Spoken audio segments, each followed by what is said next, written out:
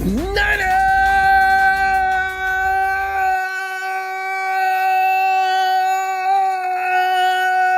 You can tell I like doing that, don't you?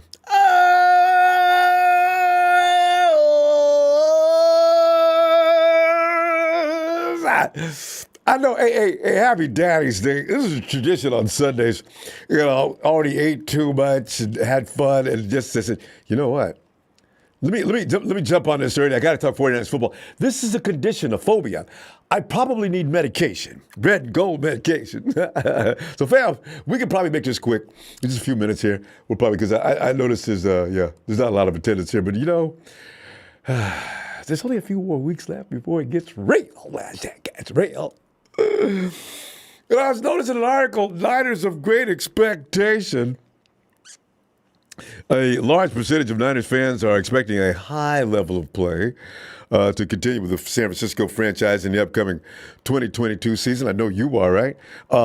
Even though personnel changes at key positions have taken place, GM Lynch and Coach Shanahan will be expected to continue going forward. A lot will depend on second-year players, quarterbacks, Trey Lance, and offensive tackle Aaron Banks. Coming through the tunnel, Steve flying.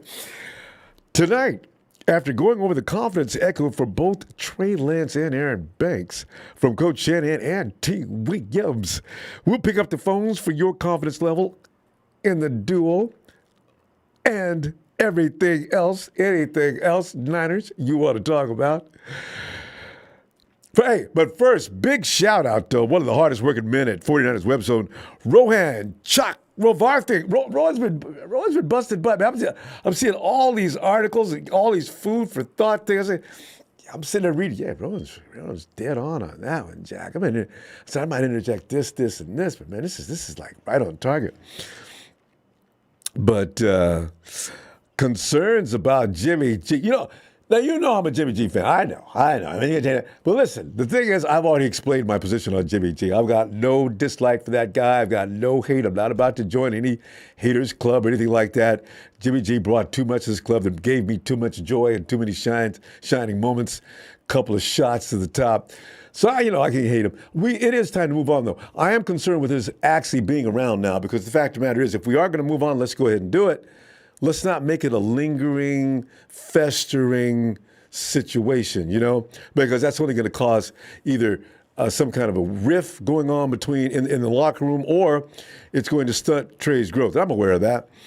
But earlier this week, CBS Sports compiled a list of every NFL team's most questionable offseason move and pointed, of course, to the Jimmy G saga for the San Francisco 49ers. What still remains an issue as mandatory minicamp has already concluded. Here we are, Jimmy still. Although, Jimmy don't give a flying rat's butt. He ain't even, I get the feeling Jimmy's somewhere, he hasn't made a big deal about where he'd like to go or anything like that. He's silent, which is even more scary. You know them dudes back at school, back, that nobody messed with because they were quiet, because you figured they were dangerous? Man, Jimmy was probably that guy, He's not going to do anything to anybody, not going to bother anybody, but don't mess with him. The main headline concerning this particular subject, though, as far as problems going on in a particular franchise, is probably Deebo Samuel, who hopefully will still be on the Niners roster this season. And it seems like the Deebo perfect for Netflix series drama may have a Niners satisfying ending to it anyway. So we don't need to worry about Deebo. I think he'll sign. And probably, you know what, you got to count down. Deebo, I suspect, if I had to make a projection, 3 weeks away. Yeah, we go into July in the next 2 49ers fight. I say, okay, we're through playing this game. We're going to go ahead and sign him. All right, you guys, don't rush us. That's what the 49ers are. Meanwhile, the situation regarding the Jimmy G question still lingers with little to nothing being said. As I mentioned, when JG checked into the hospital for his shoulder surgery, ESPN reported that it wasn't an issue that was supposed to affect his trade market. That was a silly statement on ESPN's part. Very silly. Very silly. Nobody's paying anybody $25 million, especially a quarterback who is in rehab, and then give you something in return. What kind of idiot Well, there is Trent Baalke. But, nobody else would do that. Nobody's going to do that. Never was. Which, why I have weird thoughts about this whole matter. But what made ESPN embarrass themselves with that announcement? Where did that info come from? 49ers themselves, maybe? Because just weeks later, GM John Lynch was reportedly telling potential interested teams that they had an offer, it was actually prior. They had an offer of 2 second-round picks for JG on the table, and that according to Pro Football Talk. If that was the case, then why the hell didn't they jump on that deal? If the Niners are serious about what they're trying to do here, then what are you doing? Could it be that the Niners overestimated what they could get in a trade compensation, which is most likely what the Browns did with Baker Mayfield as well, if you're going to make some perspective on that situation. Although with Mayfield, the only difference is what Deshaun Watson may be suspended to start the season. Actually, all signs point toward no matter what, he gets suspended the minute he comes back for conduct issues per NFL. That's just the way it works. You get in trouble if you're in the headlines, anything like that. They want to send a clear message to everybody in the league. Listen, we don't care if you're Jesus Christ in a uniform. You will dance to the music upon getting any law involved in your life, and as it connects you to us, the NFL. That's the way it works. But with Mayfield, the only difference is that Deshaun may be suspended, as I mentioned, and Cleveland is going to have the nerve to ask Baker to stand in for the length of the potential suspension. Is probably, that's my guess. Can you see Baker? Baker, yeah. What? Oh, geez, what do you want? Baker, listen, I know you think you've been disrespected, but you know the situation well. Deshaun's getting suspended for 10 games? Yeah, I know. And he's probably not going to be ready for the next 2 or 3 weeks afterward? Yeah, I know. Baker, that's a whole season for you, man. You know what? If you go 13 weeks and do well, we're not going to pull you. Dude, don't call me. Baker Mayfield's got that kind of attitude. You know that. It's crazy. But Deshaun Watson's in serious trouble when he gets back to the league. It's not going to be a 4 or 5 game suspension either. That's going to go a long time. Because there's just too many women involved. There's going to be women's groups that are going to say, look, NFL, you guys have no respect for women.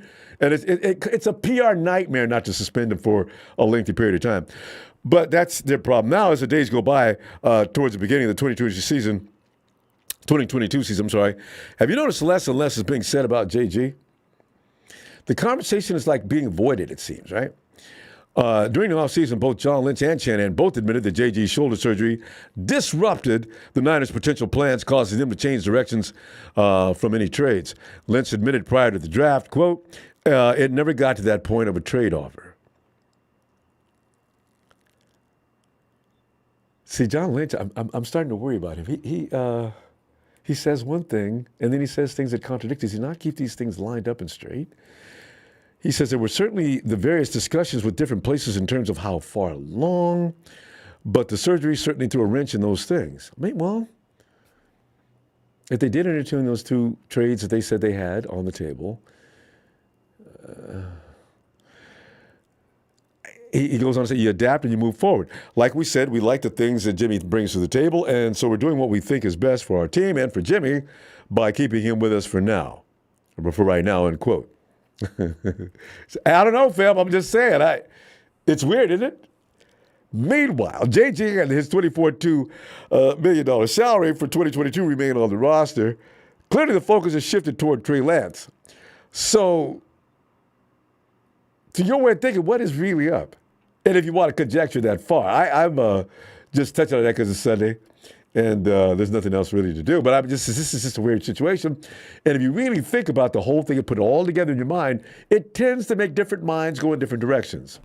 We can do that now. On to the alternate world. PFF named 10 players from the 2021 NFL draft class that are under the most pressure to perform in this year, too. Trey Lance was amongst that group.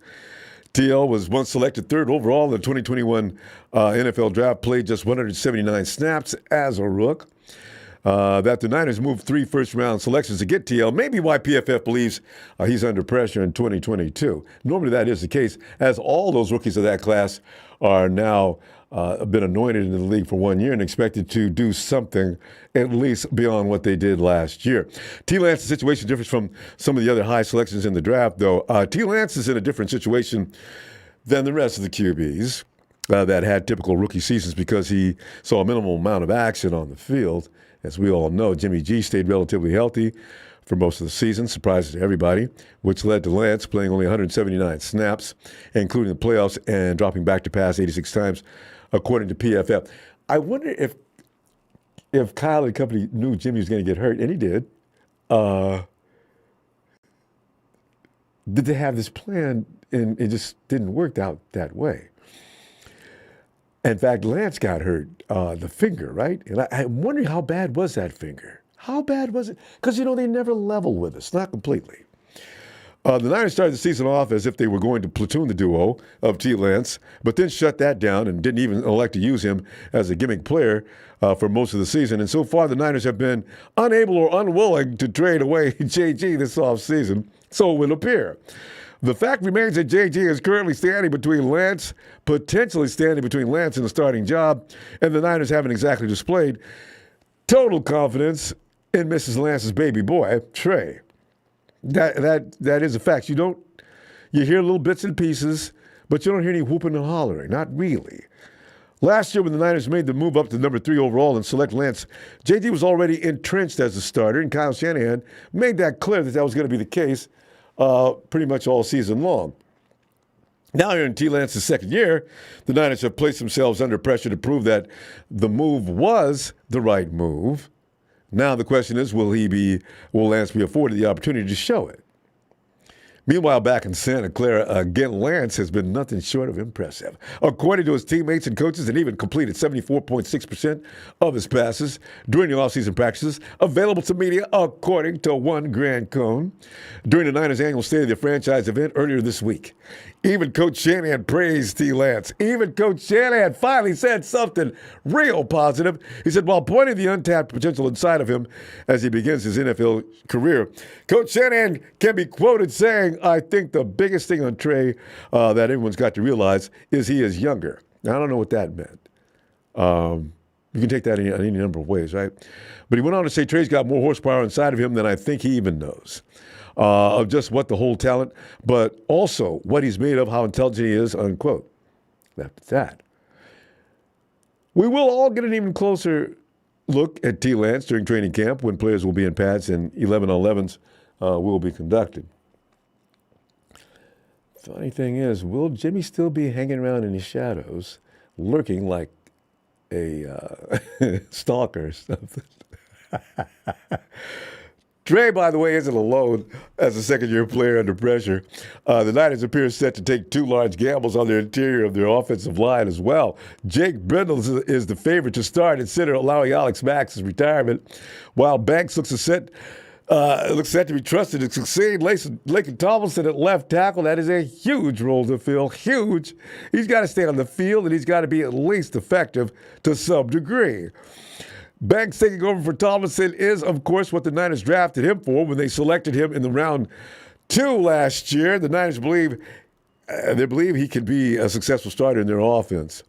Even though doubts about their judgment were raging in 2021 when he failed to crack the starting lineup as a rookie, and everybody was saying, man, where is this dude? Banks, the man mountain that moves light on his feet like a ballerina. He ain't even on the field. Does he? And of course, what we like to do, he don't know the playbook. Every time, Richie James didn't know the playbook. Who else didn't know the playbook? When we see people out on the field, we always assume we don't understand the playbook. The perceived opening in that instance was at right guard with the often unfairly criticized Daniel Brunskill. Put him in, coach. Put in Aaron Banks. And he's viewed as under pressure himself was Brunskill at various points last season. However, Banks' more natural position is on the left side to begin with, where he played during his college career at Notre Dame. Some people already said that they knew that Banks was ready to play somewhere probably mid-season. They just didn't want to get him hurt, and they wanted to slip him in left tackle because they knew all along that Tomlinson was on his way out, and Banks needed to be fresh and ready to roll coming into the season, which is kind of feasible, actually, when you think about it. The man who he will line up next to, Trent Williams. Mr. All-Pro himself, one of the best players in the game, is anticipating that Banks will rise to the challenge. Williams said via NBC Sports Bay Area, quote, Banks' athleticism has always jumped off the boards. To be the size of the man that he is, but now shedding 20 pounds, he definitely looks light on his feet, and his footwork looks 10 times better. His balance, his upper body lean, everything looks like it's in place now. I think he's ready to take that big jump from year 1 to 2, and I'm here to help him, unquote. T. Lance. That's comforting to know. Guys like Trent Williams aren't going to really go out and say things like that. I say T. Lance, I mean T. Williams. I'm sorry.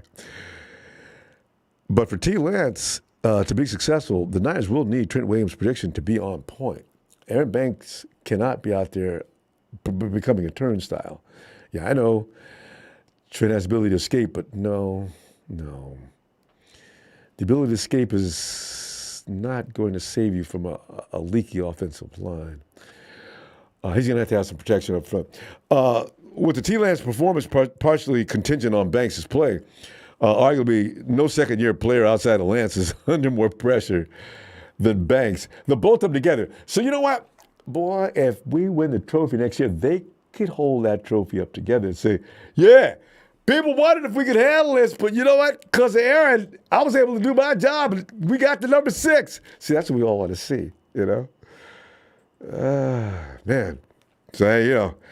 Fam, anyway, how you feeling about this? Are you feeling confident? The Jimmy Garoppolo situation, if you have any speculations further on that, and I guess the 49ers have already heard people are suspecting they're going to just release Jimmy. They keep answering that particular question, though. Why only that question do they continue to answer? It just surrounds you with all kind of thoughts, and your imagination can run wild. But, yeah, that's a subject matter for tonight. Let me go on. Let's go check out. Eric's on the phone. Hey, Eric. Oh, wait. Barack, he says, I'm your long-lost son. Ronbo, pay me my birthday cash.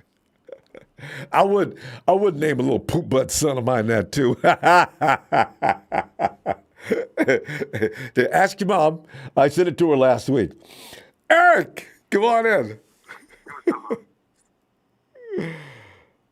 Eric. What's up, Ronbo? Eric, man, we're talking about the pressure that Lance and Banks are under being second-year players. We're revisiting the situation with Jimmy, and why is it so quiet on that front? Some of your thoughts on that? I just think they're waiting until he gets healthy. Honestly, I don't expect him to be in a Niner jersey, but I think maybe the last time we do see him may be in this training camp. If he is, I think it's just to show people that he's healthy. And you might even hear the weird leaks that come out and say, "Oh, Jimmy's been outperforming Lance during practice." But I think that's only just to increase maybe a last-minute trade value to get something out of Jimmy. Obviously, I don't think those rumors will be true, but I feel like that's something you would hear when Jimmy's in camp. That he's outperforming Lance, so that means Jimmy's really healthy right now. So you guys go out and trade for him. So you might hear something like that. But Eric, that really causes a nasty narrative that would go spreading throughout the league. Now you got bad things being said about Lance. You think they'd really go in that direction? Maybe. Well, I'm just saying, like, theoretically, some of these leakers are probably going to say stupid shit like that. Obviously, most of the media stuff they say, it is already 100% negative. I mean, these days you hear anything now. Yeah. I'm just saying that's something you'll probably hear. Honestly, it's just to piss off Niner fans. It's pretty clear that the media loves doing that shit. They get a lot of clicks off of that. They love pissing us off. So the thing is, they're not in love with Jimmy either. Because if they do that, and then he leaves, and then Lance comes in and has any stumbles at all, because he's already expected to be perfect. Wow, that'd be messy. Hopefully they don't do that. My God. But anyway. Obviously. And yeah, these Aaron Banks and Lance are under, I think, a certain amount of pressure. Obviously, I've said I don't want to put Lance under a certain amount of pressure. I don't expect us to be where we were at last year. I just think that's a product of of us who we faced in the playoffs, and I think Deebo Samuel going on a historic run, late in the season, all season, and into the playoffs, and our defense just completely shutting down the MVP. And also our special teams out of nowhere for some reason being like the worst of all time, and all of a sudden they became the superhero in that game. So I'm not going to put in this absurd amount of pressure on Lance to get us back there. I just want Lance to have a season where he shows improvement, game in and game out. That's all I'm really expecting from Lance. The same thing with Aaron Banks. For Aaron Banks, win the matchups that you're supposed to. If you're lined up against a guy who's better than you, I would say just hold your own. Be serviceable. Show that you could handle, going against the big guys. If there's someone that's not better than you, I expect you to, hold your own. You're a second-round pick. And I just drafted you that high for a reason because they expect you to be a cornerstone on that offensive line. Trent Williams, I don't know how long he's going to be in the league. He's, 35? So I think for the Niners, they're expecting you. Isn't he? Yeah. I think they're expecting, Aaron Banks to be that guy within the offensive line that for the years to come, when new guys come in, they're going to see Aaron Banks, and he's going to be that veteran in the locker room, just like Joe Staley a couple years ago. Obviously, Aaron Banks has the ways to go to be like Joe Staley, but I'm just saying I think that's the type of player that I drafted him to be. I believe they drafted Mike McGlinchey to be that, but Mike McGlinchey has not turned into be something like that. So for those two, I think there is a certain amount of pressure. I don't want to put too much pressure on those two, but I think Lance is going to be really good for us. I obviously expect struggles from him. Same thing with Aaron Banks.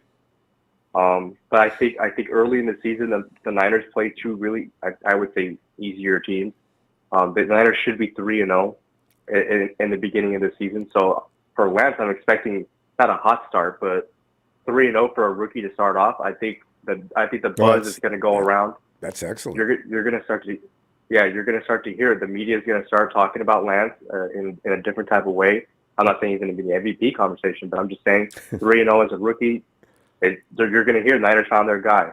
And then all of a sudden you're going to start playing the harder teams, and I don't know if the media is going to be like, oh, now Lance is being tested. I mean, remember in 2019 when we faced the Panthers, everyone was saying, oh, the Niners are going to hit a reality check or something like that. Yeah. We ended up dropping 50 on them. Yeah. I'm just saying the Niners are going to hit those harder teams. So hopefully Lance does well in those games, improves. If he does lose, hopefully he didn't have a bad game. Hopefully it was just something other than him was the reason we lost. So that's basically what I'm hoping. Basically the same thing with Aaron Banks. Hopefully nothing happens with Aaron Banks where they take him out of the game and they replace him with somebody else. You don't really want to bench, guys like that. You want to make sure they're in. You instill that confidence in them. That's pretty much it. We don't have anybody else to put in. Well, actually, there's all kind of names on that roster on the offensive line now. I don't see Banks falling that flat on his face. So when you use a round 2 pick, and this is what the pressure's all about too. You picked him up in the second round, and Trey Lance, you actually lost 2 years of draft picks to gain him. And so that's why the pressure is tremendous on him. And you're coming off a team that was winning. And that's another big pressure point, too. If you did all that and you got worse, and then other GMs around the league will be laughing at you, So this is why the pressure is so great. I just hope, neither one of them are listening to that noise because it could affect them mentally. You go out and you're trying too hard. You're not staying relaxed. You're not staying within yourself. You're trying to overachieve. These are things that coaches have got to mentally keep them prepared for.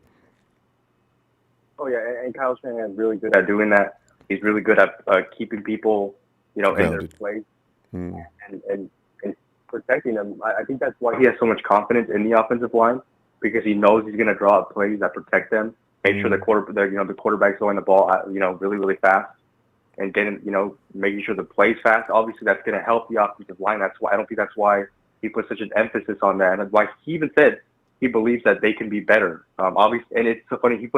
I still believe that they can be better. And it's pretty clear that he's heard the noise around the offensive line. He knows the damages that have happened so far. So I think you're going to see a lot more of the, I think, to start off the season, the Kyle Shanahan offense from Trey Lance. And I think, farther into the season, you're going to start seeing that Trey Lance is going to take over. Obviously, he's not going to take the offense into his way and not Kyle's way. I think, is going to let Lance eventually take over in some games, have him air it out, have him basically let it be Lance's game and let him be the quarterback that everybody's saying he's going to be, which is, top 10, top 5. That's what everybody says they want him to be. You think Shanahan take the leash off of him as early as mid-season, huh? I think it depends. I think it depends what type of defenses they're going against. Obviously, the season is pretty tough. But I think once you see the 3-0 start and maybe they win a couple games, when I believe they play 3 tough teams after that. If they win a game or 2 there, I think maybe you're going to start seeing Lance airing it out a little bit more. And honestly, I think it just helps the run game because that is the main emphasis in our offense is the run game.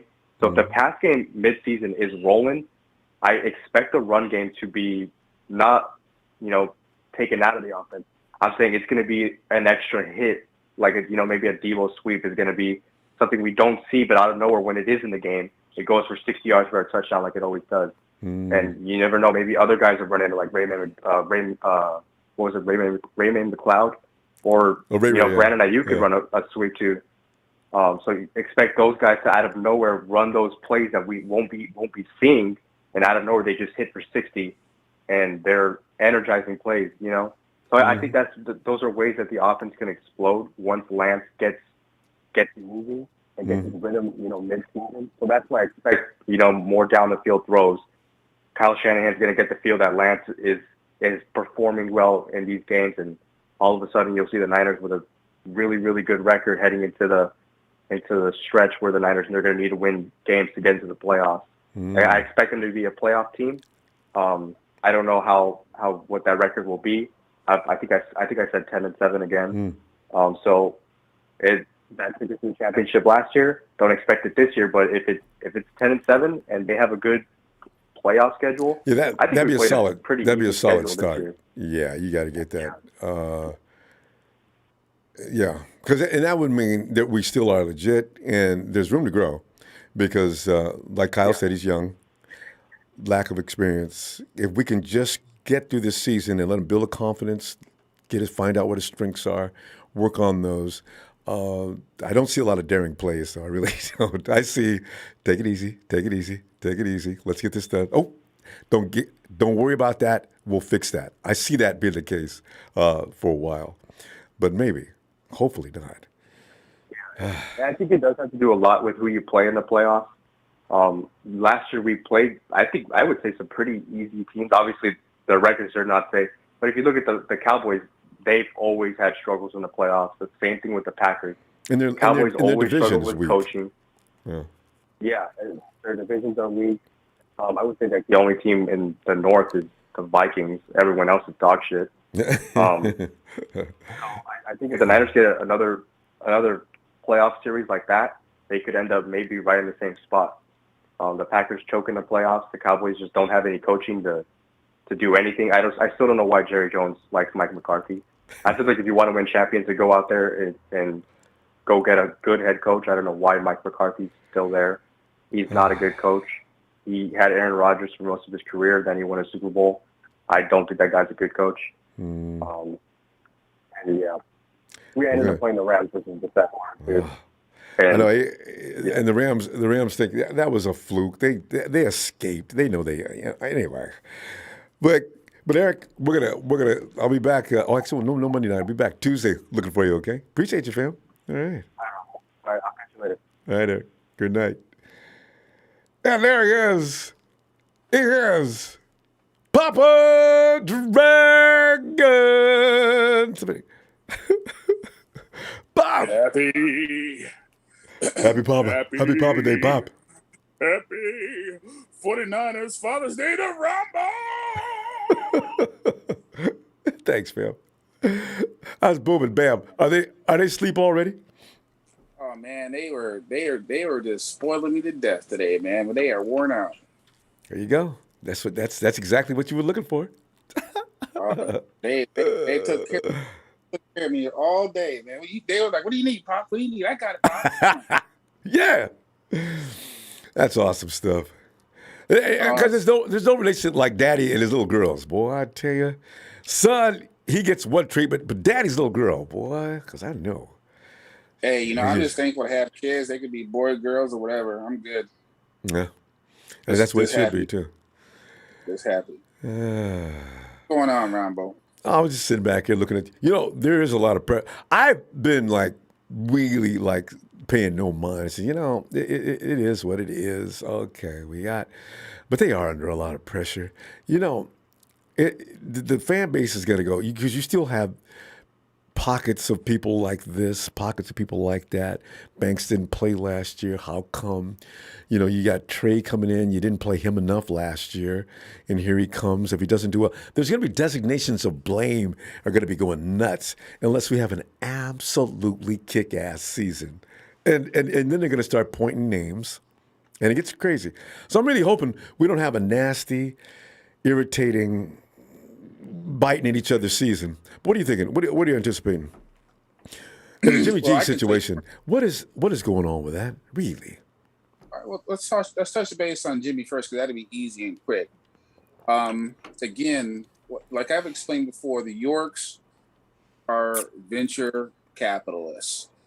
They're investors in more than 40 businesses and companies right now. They spend money certain times of the year. They have a certain time that they set aside for football. That time is about to come up here in a minute. And they're not the type of billionaires to walk away from $7.5 million. They're just not that type. They're the type of billionaires that basically say, hey, what are you talking about? You guys got to the NFC Championship game there. So your team's good enough. They're going to be healthier this year. Debo won't have to play running back. You guys are good, right?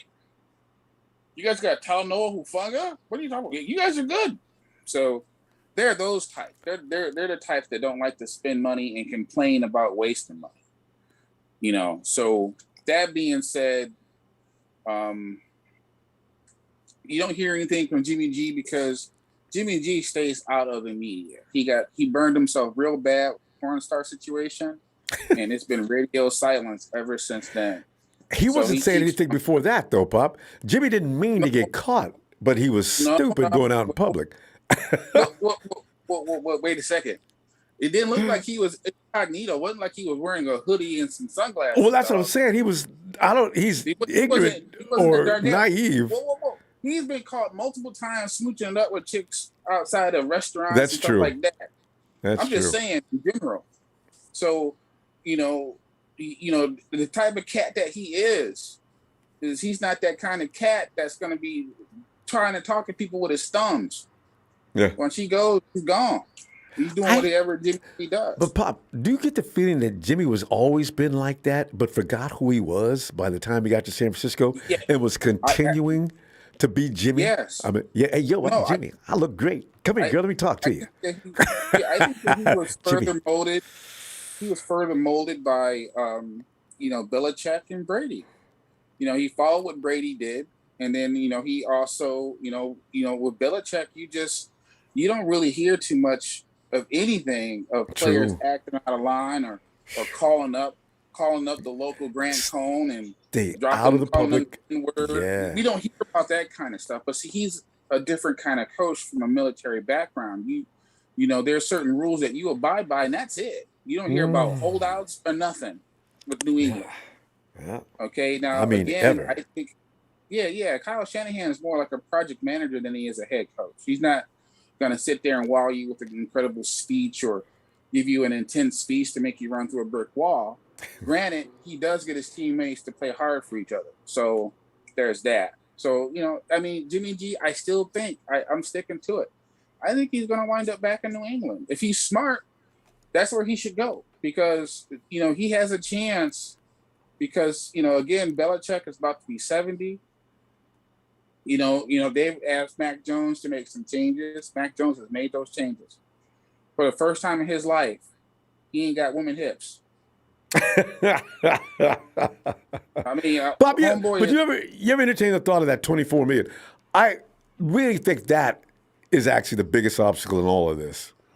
No, it's not, because they can cut him. But if they cut him now, they give him. No, I mean for 7.5. making a trade, So because the trade he negotiated. They've already given him permission to seek contract restructuring during the negotiation process. They've given him that permission as recently as 3-4 weeks ago.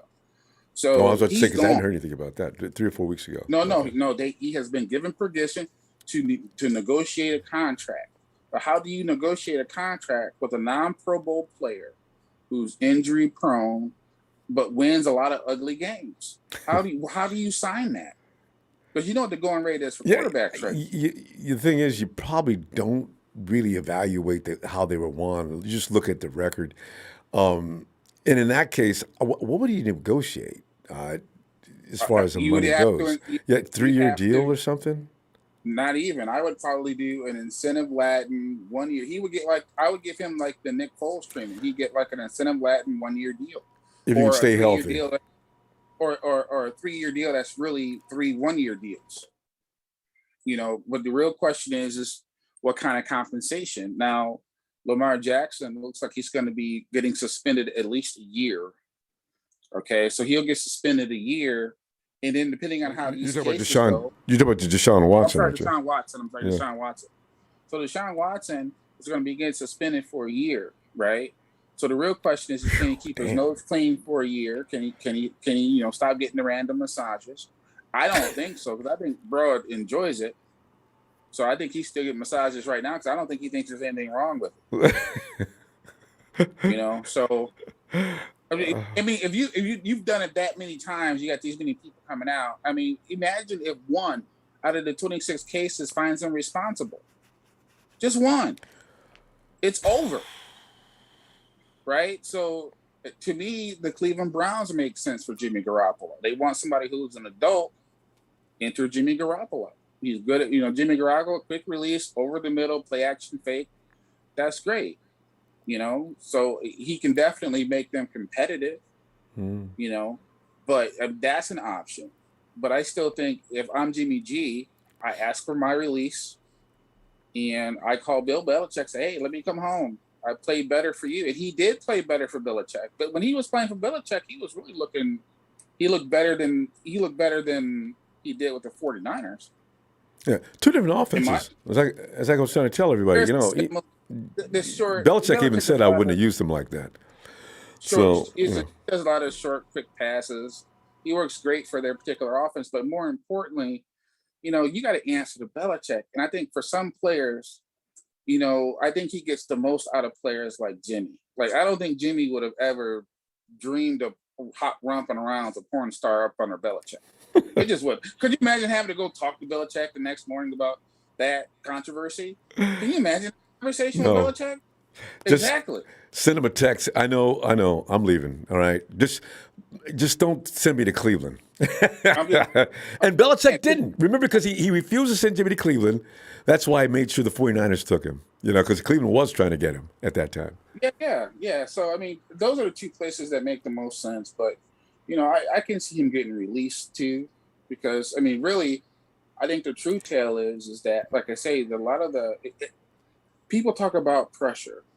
Okay, when it comes to pressure as a football player, okay, when they hit those whistles, you ain't got time to think about what fans are thinking or about what the media is thinking. You got 6-7 seconds to play your hardest and play your fastest. So you're not really thinking about that stuff during the game, right?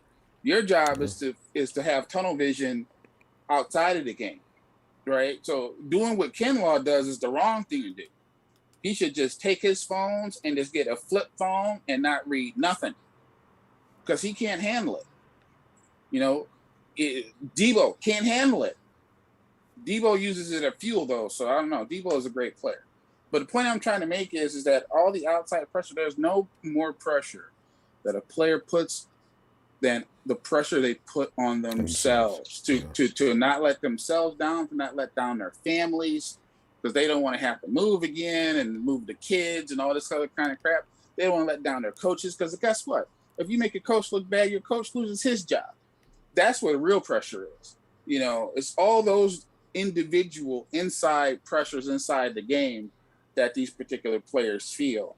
So, and that's pressure every day. Pressure to keep your job. Pressure for playing time. pressure to stay healthy. All those things you have certain pressures for. As a professional football player, as a college football player, it's the same thing. There's pressure. You don't want to lose your scholarship, things like that. It's like, and now college players can get money, so they don't want to lose their sponsorships. So the ones that baffle me the most are the ones that habitually either break the law or get caught smoking dope or hang out with porn stars. Those are the ones that baffle me the most because they don't understand how much they have to lose. Because you could lose a whole lot based on perceptions. I mean, I got to go get a massage. Let me find somebody on Instagram. It baffles my mind from that particular regard. So as far as pressure goes, every player is different. A lot of it depends on what their upbringing was like. Was there a mother in the home? Was there a father in the home?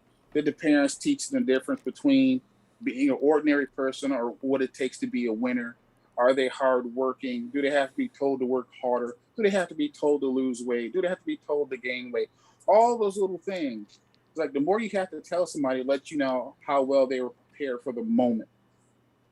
And part of that preparation comes in their upbringing and comes in their childhood. So trust me, the people who are very good at finding top end players, they know how to look at those backgrounds. In a minute, you take somebody with red flags is usually typically that's like even a bigger gamble as far as making a mistake goes. Reuben Foster was a big one. I mean, he had big time red flags, but they looked at the talent, they looked at the position. Yeah, that's what I was saying earlier. People don't, all GMs and people are going to look at is the results of their work. And that's why it's interesting to see. It's going to be interesting to see. If we had to run a Vegas thing right now as to where Garoppolo ends up next year, that'd be hilarious. I can't imagine. I really can't. If I'm Garoppolo, like I said, I'm trying to go back to New England because make no mistake about it. When I look at the tape, when I look at the all 21 tape, when I look at these different players and different quarterbacks, and I look at Mac Jones is in the best situation. Because if you think that Tom Brady won all those Super Bowls by himself, you're wrong. Any NFL player will tell you that Peyton Manning was a better quarterback. Difference is that Tom Brady had a better defense every single time. Oftentimes the best defense in the league. So it takes an entire team. And you want that quarterback to get you over the hump or not make those crucial mistakes. And remember, last year, Jimmy G averaged like over one turnover per game is what he averaged last year. Yeah. And that's too many turnovers. The thing is, Matt Stafford did too. That's not – Stafford got away with winning the Super Bowl somehow. But hang on. But with Stafford, real quick, because Stafford can throw – he can make an interception per game, but he can throw 3 to 5 touchdowns per game either. That's the difference between him and he's throwing all game long as well. Those are two different games. I think that's apples and oranges between those two, though. You can't absolutes like that, Popper. What I think are why people are so hard on Jimmy Garoppolo. Because in his offense, a lot of people are. I just think that Garoppolo's in an offensive system that Shanahan uses like a machine. He does not spotlight the quarterback to carry that whole offense. McVay does. Doesn't lie. If you watch them, especially the plays that they're all the same, Debo's running the same shallow route. There's an intermediate route, and then there's a long route. And if you go back and look at those all 22s, you'll see your long route open a lot of the times that Jimmy Garoppolo's on the field because he's not challenging the outside. So as a defender, you get lazy, almost like an outfielder, because the ball's not coming that way at all. Right. Exactly. First trade is going to the middle, going to the outside. We're going to see how that. Trey's going to be dynamite. No, I was going to say because I still think Kyle Shanahan's the kind of guy that says this is what we did all week long. This is what we know is effective, and they've looked at the other defense. I still think that's Shanahan, but we're going to see what the difference is this year, though. Anyway, Pop, always good stuff. Love going back and forth with it. No. It's. I mean, I'm in agreement with you. I think that we both need to agree to disagree, kind of a deal. But it's not me trying to sit there and make you defend Jimmy Garoppolo. We all know who Jimmy. We know who Jimmy is. Yeah, I'm just saying. I want to see. Yeah, we don't. I want to see if he's going to be allowed to be who he is. Because like I said earlier, and you said as well, Garoppolo was a much different quarterback than he was in New England than he was in San Francisco. I don't know what Trey was like in Dakota. We're going to see what he's going to be like in San Francisco, though. But we'll It's going see. to be different. Yeah. That's if they can block it up, if they can run the ball. Because right now we're going to see a lot of 8-man boxes, so people are going to make Trey try to beat them. So we'll see. Yeah. Oh, yeah. He's going to get the bums rush because they're going to challenge him. You're absolutely right. It's going to be exciting to see if he beats that. Oh, he's ready for prime time. All right. Oh, that's right. Yep. All right, Bob. I'll be back Tuesday looking for you. All right, fam. Happy daddy day. All right. You too, man. Thanks, Bob. And we segue over to medium. That other daddy. Emilio's got 3. I thought he only had 2. Get in here, daddy. I got 4. Oh God, Emilio, you've been busy than I even imagined. I knew about the last 2 because they were always kind of hanging around when you were on the phone. You could hear them in the background carrying on, and also I just mom's yelling. I had my at youngest one a couple months back. Yeah. I just had my youngest one a couple months. It's only a couple of months back too. And my oldest is 16. Yes, that's why. That's the one I was totally shocked about. I didn't even know about that because she wasn't hanging around in the background during conversations. No, because wifey and one daughter was always going back and forth, so I knew about that. No, my oldest one lives with her mom. All right. Well, Emilio, tell us, man. You know, I'm looking at. Before we get happy Father's Day to you too. Before we thanks, man. All right. So now we're looking at the pressure now, and actually, I try not to pay that attention because I don't want that to affect either Banks or Lance. I just want them to go out there and relax and play because I don't want to lose any games this year, because it would be such a painful step to go back down to mediocrity this year. And then I said, but Banks, I know a little bit about what to expect from Trey, but Banks, I've got no idea. If that boy is getting beat on that left side, we got a huge problem. That's Trey's blind side, right? And then the Jimmy Garoppolo situation. What are the 49ers doing with that? Jimmy's going to be on that team until he's either going to get traded or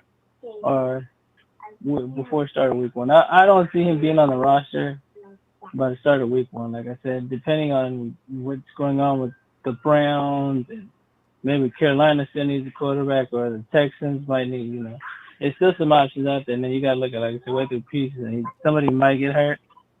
You don't know. I don't see Jimmy being on the roster after one question. If everybody believes that Deshaun Watson, under no circumstances, is probably playing next year, he will have to sit out a year because that's too much. Even if he didn't do it like he says, they got to do something, right? Otherwise, political pressure, public pressure, it's going to be hardcore. So he sits out here. Baker Mayfield's probably going to tell him, y'all can kiss my, and now. Baker said he wants out. Baker wants out. Yeah, so Baker don't want to be there. So he doesn't want to do the Browns no favors. He's not going to fill in. So now you have Jimmy Garoppolo for a 1-year contract, finish paying him his contract, but he's not coming in for another month, which complicates that matter even more. He knows diddly squat about the Browns' offense or anybody else's offense, which to me is very perplexing. I'm not paying him. And so the 49ers release him. Oh, Jimmy's going to get all kind of offers. Contrary to what people believe, that dude's going to get all kind of offers. Jimmy's a middle-of-the-pack quarterback in the NFL. And from there's a lot of middle-of-the-pack below Jimmy Garoppolo that ain't worth a damn. So, he gets the job. But where is my question? Well, it just depends. Like I said, he might not know Cleveland's options, but you got to look at least Cleveland is does have a winning team on there. They got a good offense, a running game. They got a couple receivers. So, no, I mean, if Watson does sit out or however long he sits out, I mean, that would be a good option for Jimmy. And they could win a couple games with Jimmy as their starting quarterback. Because, I mean, if he goes to Carolina, that's just a horrible situation. I don't think he would actually want to go there, but it's not up, like I said, at this point, it's not up to him. Especially if they release him. And, I mean, I doubt if he'd pick there, too. Yeah. No, I mean, if they don't, like I said, I don't know if Shanahan and Lynch still want to do him a favor, like, we won't do you dirty and throw you to some shitty team. Or they do be like, who cares? It's not our business. You didn't give us a heads up of what was going on. So, I don't know. It just depends how loyal they want to be to Jimmy or how they feel about Jimmy. Oh, they're gonna treat him nice. Jimmy's that they got no animosity with him. But you know what? The Seahawks are waiting. I just know it. I got Geno Smith They and might. what's this guy named Luck. I just don't know what they pay him. Well, they didn't do too bad with Geno. You see, what's the name was complaining. Metcalf was Metcalf was complaining talking about why didn't Geno wasn't starting when Russell was hurt. So I don't know. They might not do too bad with Geno. So like I said, it's just one of those situations. See what happens. So I don't know. You look at Cheek Carroll. He might want to get Jimmy to try to get another advantage on the. You never know. He get intel I and he wouldn't get put a it better past quarterback him. than Geno and Luck. Or Lock. That he would, at least like I said, because it just, I said before, I like James, but it just, his time has come, he couldn't get it done. You had Well, not only Super that, Bowl, all you had to do was throw the right pass, and then not the only that, championship game, like I said. you got to save that money. And immediately, I got to tell you though, Yeah, next year, we're gonna have the same issue with if the defense should be better now. We cannot yield big leads in the fourth quarter in these big games. That's got to change as well. It's always about the team that's going to win the game. It actually got better, especially our secondary. So that's a plus. It's just, we got more pieces for the defense. So the defense is stacked. So it's just mostly our thing is the offensive line really going to hold up for Trey? So that's mostly the thing. You don't want Trey running for his life, and then you're going to have the Russell Wilson issue. Like, man, are you guys going to protect me or what's going on? I can't play if you guys can't protect me. So that's why I'm already setting up now because what fans did to Jimmy, I really think is horribly unfair. So I'm telling everybody now, look, this is a team thing.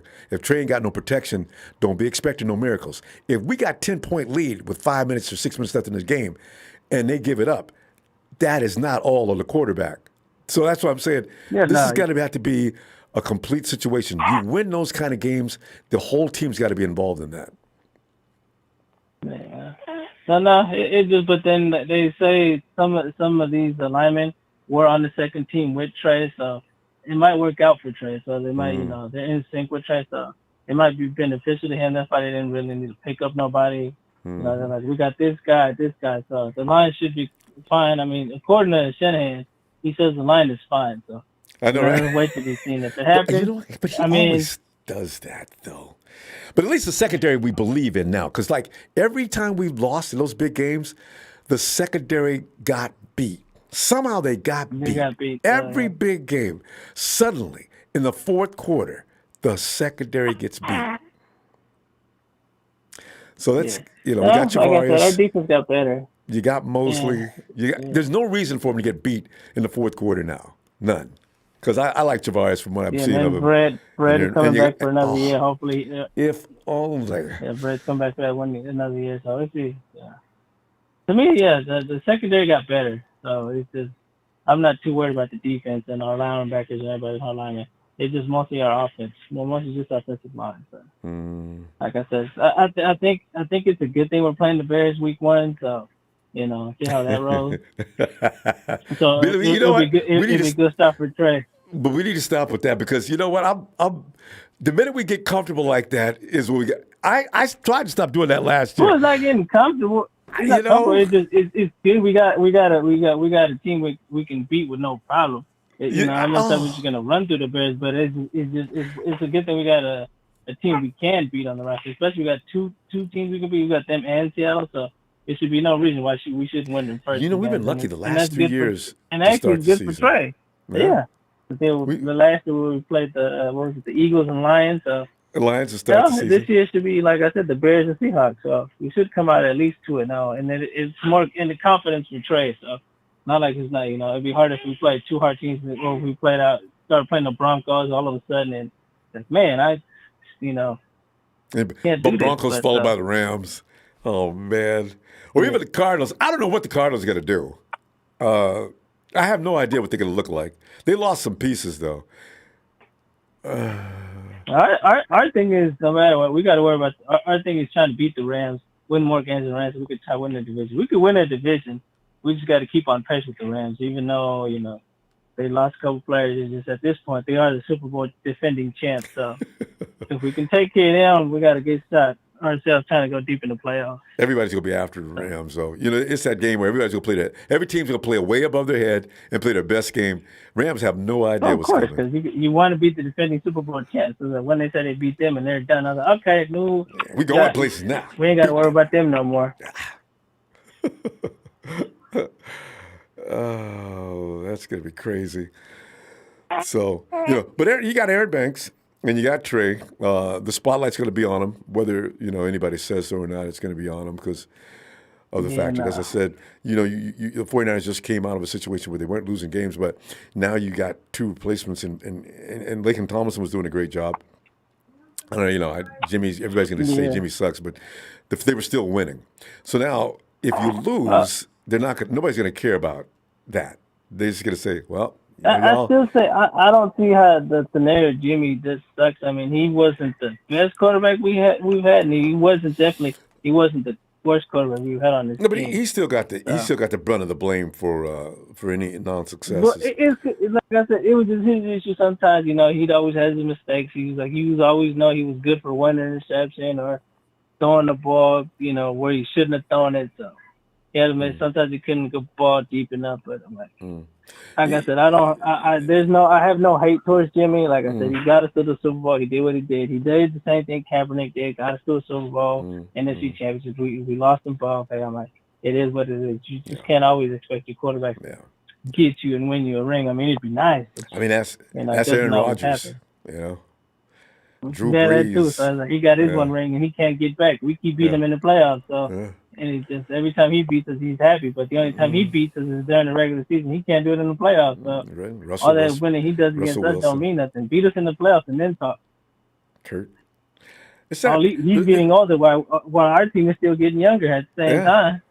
See, because the Super Bowl, I'll never. You can't blame a one single player on those big game losses because normally one player wasn't the whole show. That's why I feel bad for Jimmy. Yeah. INTs, man, every other quarterback throws INTs in the NFL. So these are the things that aren't going to change. I don't see Trey going no INTs all season. I don't see him never making a bad pass.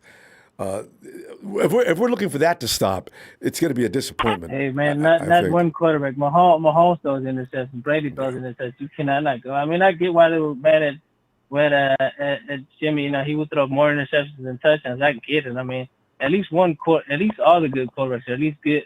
The top elite ones are at least known for at least one a game or every other game. So it's a part of the game. Jimmy did throw 22 INTs though. That's the part. That's the only thing that is just he was throwing more interceptions than touchdowns. That's no, he didn't. Jimmy had more INTs. Touchdowns than he had INTs.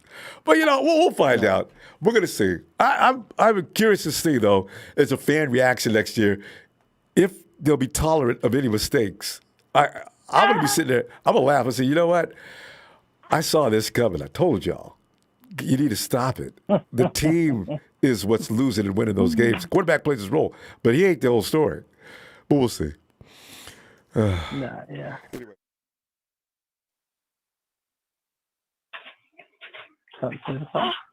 Okay, we got to go, fam. Oh, I thought they cut us off. I said, I'll see you. See you Tuesday. All right. Yeah. Talk to you next time. Have a good night. Have a good night, fam. Hey, Tommy. Hey, Ronbo. Tommy, Tommy, give me something, Tommy. You know the subject matter tonight. What are you thinking here? The pressure that Banks and Trey are under, are they going to overcome? Well, do you expect him to overcome Jimmy's situation? I hope so. I mean, he lost 20 pounds, so he was. I mean, and he still looks huge. My God. Yeah, I mean, I think they wanted him to be more. I don't know how you say it, like, have the style that the 49ers like, the fast, athletic kind of guys. But yeah, he's more. That's probably what it was about last year. That's probably what it was about last year. They just wanted to trim down. But then again, Tommy, why did you draft him then? He was big. He's probably got those kind of eating habits. There's all kind of things I could as I look at him, I can translate real quickly. Well, I'm going to get him in here now. I'm going to got him, I'm change your life. I want you to eat less. I want you to do this. I want you to do this. You know. I think they've got him because they want to improve the pass protection, which was so horrible in 2020. Yeah. Because he's known for really good pass pro, so. Yeah. Not really good, but serviceable. I mean, giving up like not that many pressures. Yeah. He's got a good record for that. But Yeah. I thought he was a reach. I didn't think he was a second-round talent. I thought he was like third, maybe. Yeah, I wonder if you always wonder if certain players are going to be available later, and did you go too soon, and could you have gotten something else? Yeah. That's always a fear with most GMs, I think. Like the Raiders, they've got that Leatherwood guy in the first round. He was like a third-round talent. I'm like, what the heck? The Raiders can't draft. They want to talk smack about how the Niners can't really draft. They're the worst draft team ever. DeMarcus Russell, should I go on? What's that guy that edge rusher they got the year? And I got the biggest argument with the guy on Twitter about that edge rusher versus Nick Bosa. I said, dude, that dude's not even Nick Bosa's club. They've already got. I think they already got rid of him. But they probably did. He went to he went to another famous school. Oh God, what was that guy's name? Anyway, he's gone. I said, God, this guy's not Nick Bosa's level. No, So anyway. not even close. Yeah. Shout out to Dick Tracy in the chat. You know, he's I don't know if he's a Niner fan or whatever. You know, he's just Trey's a bust and he hasn't even played yet. So, but he's a good guy. I mean, he's very opinionicated. And everybody gets called a bust until they play. Will Farrell, thank you, the Village Idiot. Remember that guy Farrell? I forget his first name. Cleveland, that's him. Cleveland Farrell from Clemson. I said, man, Cleveland Farrell is not Nick Bosa. Well, I just hope we get Farrell over Bosa because Bosa's way overrated, and I see a bust. Oh, I lost it then. We got into a huge argument. That went on for weeks. 3 seasons. Yeah, okay, buddy. God. And 2 Pro Bowls in 2 seasons, or 3 seasons, not 1 All-Pro. They choose Max Crosby over... I don't know. I'm a fan of Max Crosby, but Max come on. is good. Hey, Max Crosby he's a year after Bosa, though, isn't he? And he was the 6th round, I think. Oh. Okay, yeah, you know that's what? A steal. Tommy, that means you got to take back some things of what you said about the Raiders. If they picked up Max in the 6th round, could be wrong, but don't tell them. God. Yeah. I didn't know he was that late. I don't know if I think he was around there, or if it was 5th round. But DJ Jones was 6th round, you know, and that guy was. Well, yeah. Maybe that guy's a freak. I mean, how does he takes on double teams and stops runs, and he's a pass rusher? That's like, God, that's why I wish we could have kept him, man.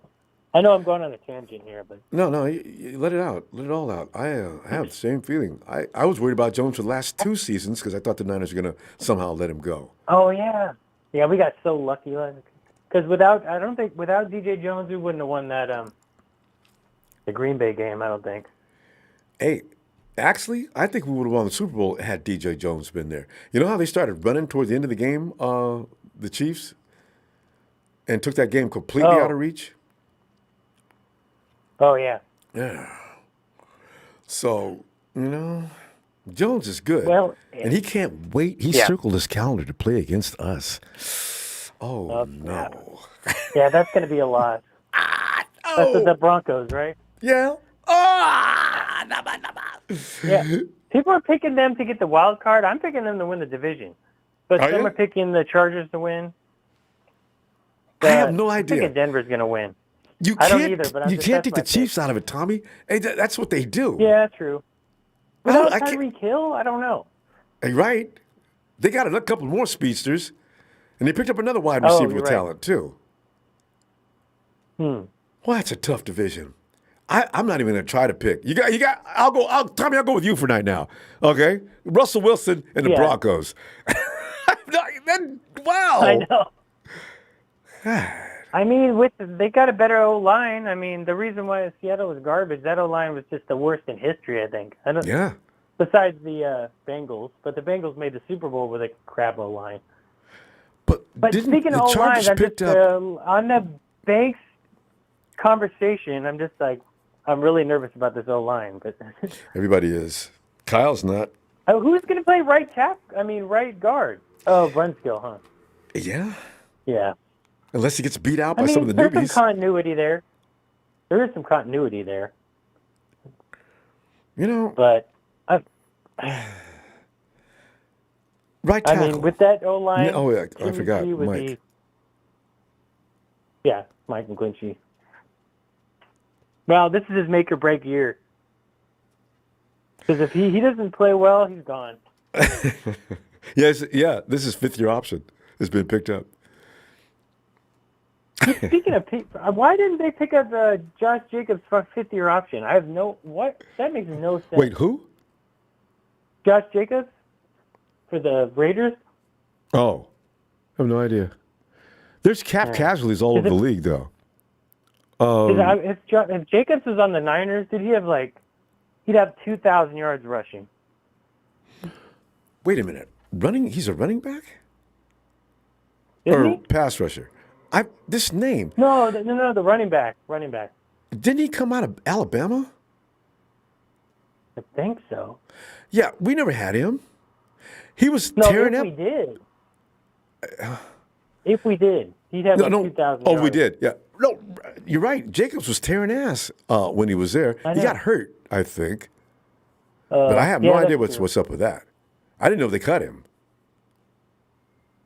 I don't know if they cut him, but they didn't pick up his 50-year option. But I know he's still on the team. You know, there may be something going on that there may be some kind of, because what's his name who had that car accident? I don't know what happens when certain players get to the Raiderville and what they're talking. What goes on in the minds? Because man, I wanted that wide receiver that killed that woman, and now I just think, my God, what did you do? But then if you play for the 49ers, I bet that never happens. How do you do that? Yeah. Well, what the hell's his name? Yeah. He was at the 2020 draft. I forget his name too, but he was actually mocked to go to the Niners. Yeah. I wanted him really. I said, Henry Ruggs. I said, oh, God, Yes, get me Henry Ruggs. That's what we need. Somebody to bust this top off of their defense and get them out of that box. Because people always say, we can't do this because of Jimmy. So you know what? Give me a deep threat. When we had Marquise Goodwin, nobody had any problem throwing down the field. I said, you know what? I just need that 4-3 guy. Give me a low 4-4. I mean, give me a 4-4, just period. But we didn't have anybody like that. And defenses know they can deal with our secondary. I do like him. I knew you'd love the Danny Brick. Yeah. But didn't he get injured already? Yeah. Oh, guys who run 4-3 always have the hamstring issues. They don't warm up well or something. Yeah. And you know what? Ray's looking good in camp, but he's quick. So he might be an option. Yeah, Ray's quick. He doesn't have straight line speed, but boy, he's quick. It takes a really good cover to cover him on a short routes. I like that. That works for me too. I want a guy who gets open really quick like Trent Taylor, right? Remember when Jimmy first came? Trent Taylor, Marquise Goodwin. He was playing him like a drum. Boom, hits Taylor. Yeah. Boom, hits Goodwin. Boom. There was just all day. But he's a midget. Yeah, I know. I don't really like little midget wide receivers. Sorry, that's not politically correct. I know, because there's short people out here, Tommy. Tommy, he's sorry. To answer the question about Lance, I think he can handle it. I mean, as long as the play calling's right and he doesn't do Lamar Jackson. That's why the Steelers own them, because if they stack the box, he starts to panic. Yeah. And then he throws and he can't make the throws. Yeah. Even though he's got a rocket arm. Yeah. Tommy, so we had so much fun we ran out of time. But listen, you know what? Okay. I know exactly what you're. There's going to be a lot of talk between Trey, and the media's going to do things shortly. I suspect we're going to be on a conversation with him a lot anyway. But yeah, I know. Yeah. I agree. Fam, we'll see you. Tommy, I don't hear from you enough. Give Amber, tell her we said hi. We'll talk to you Tuesday if you got time. Will do. And happy Father's Day, and I will talk to you soon. Hey, happy Daddy's Day. All right, fam. Night. All right, take care. Two. And Shabazz.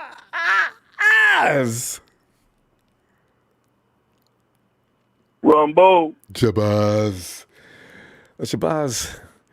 it's been put in, they already know. Banks and Lance, they know what they're expected of them. And in the Jimmy situation, Shabazz, you got any thoughts on all of these things? The pressure on Banks and Trey, and anywhere you want to go with that? Anything else you want to add to? What are you thinking? I don't, only because, again, I hate to be the ultimate optimist. I see Tracy in the chat. I see a couple of these morons in the chat wanting us to fail. They not nine of fables.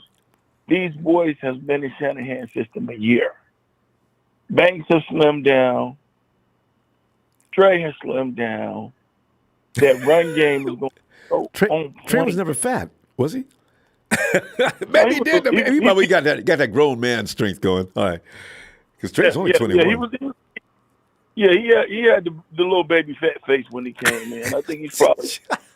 but the point that I'm getting at, Ronbo, is we're gonna make it simple. And it was funny. A couple callers ago, you said you didn't want to underestimate the Bears, and I remember specifically week one, I called it.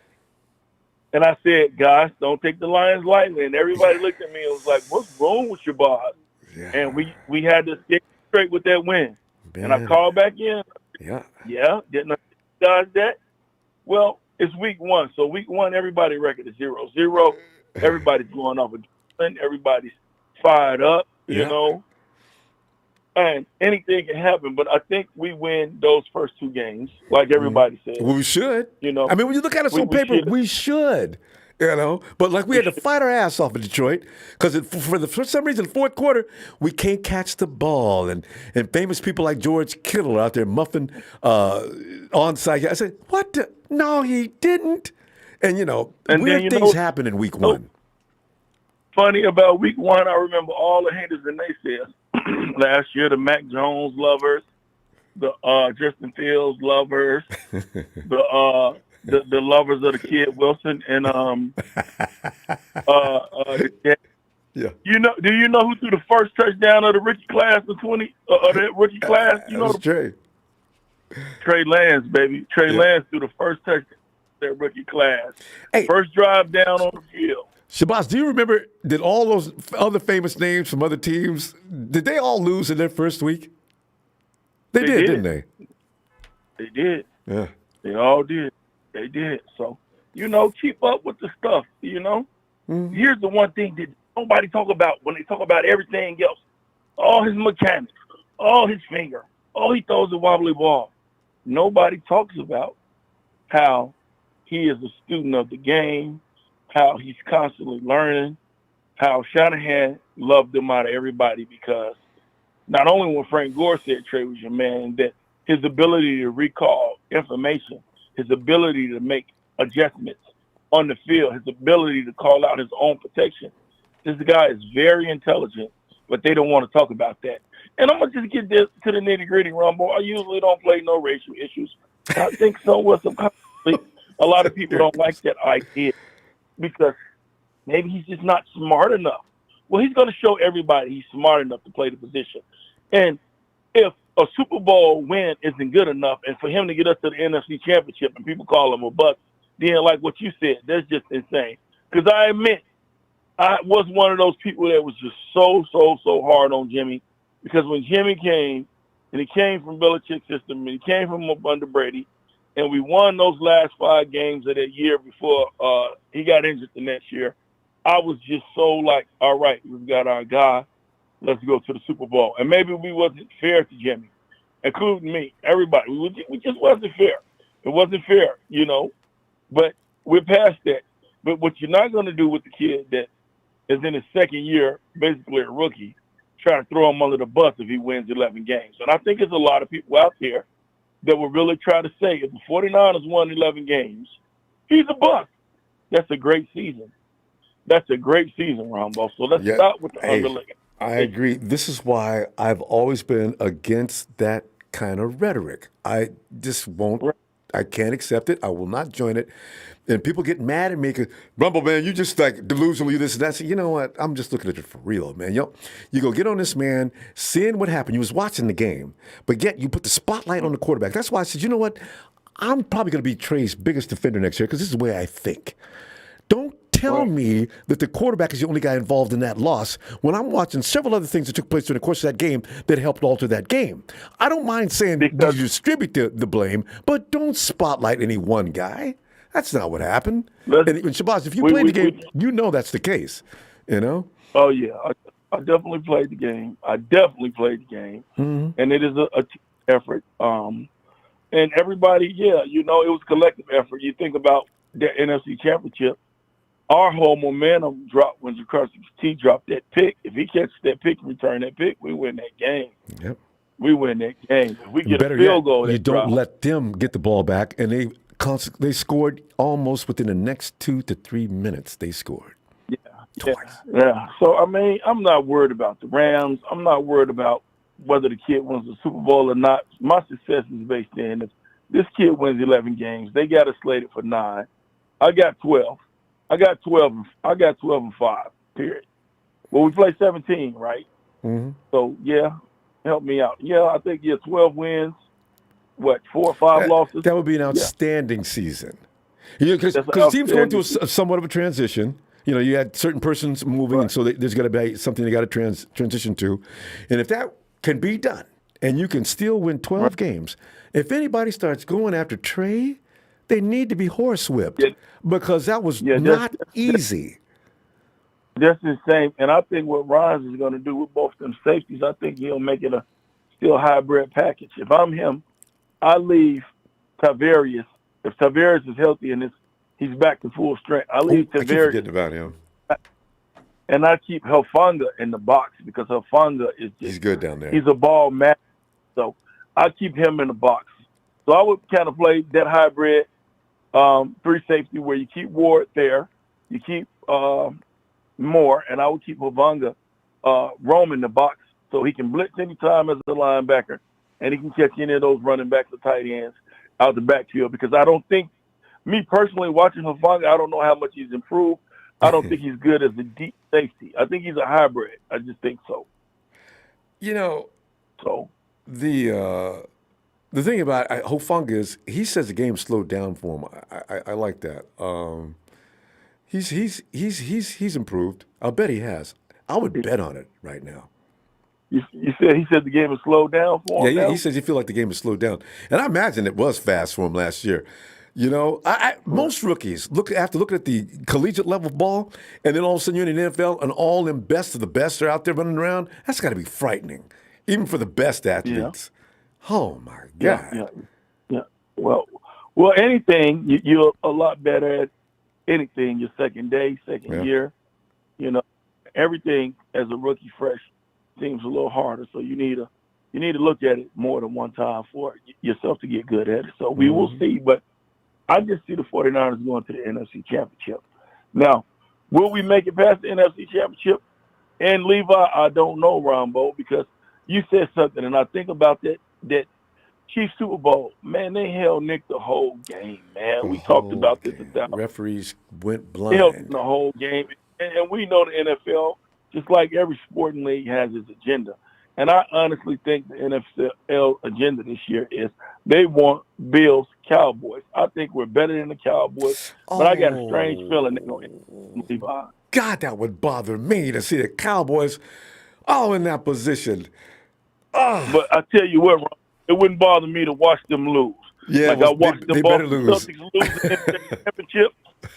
That brings joy to my heart. That was so fun. If we had to lose to watch the Bills win the Super Bowl, and for Bills Mafia, shout out to y'all, if any of y'all in the chat listening, to win a Super Bowl against Dallas, that would be musical and magical. But I think the NFL, sometimes they want who they want, It is what it is.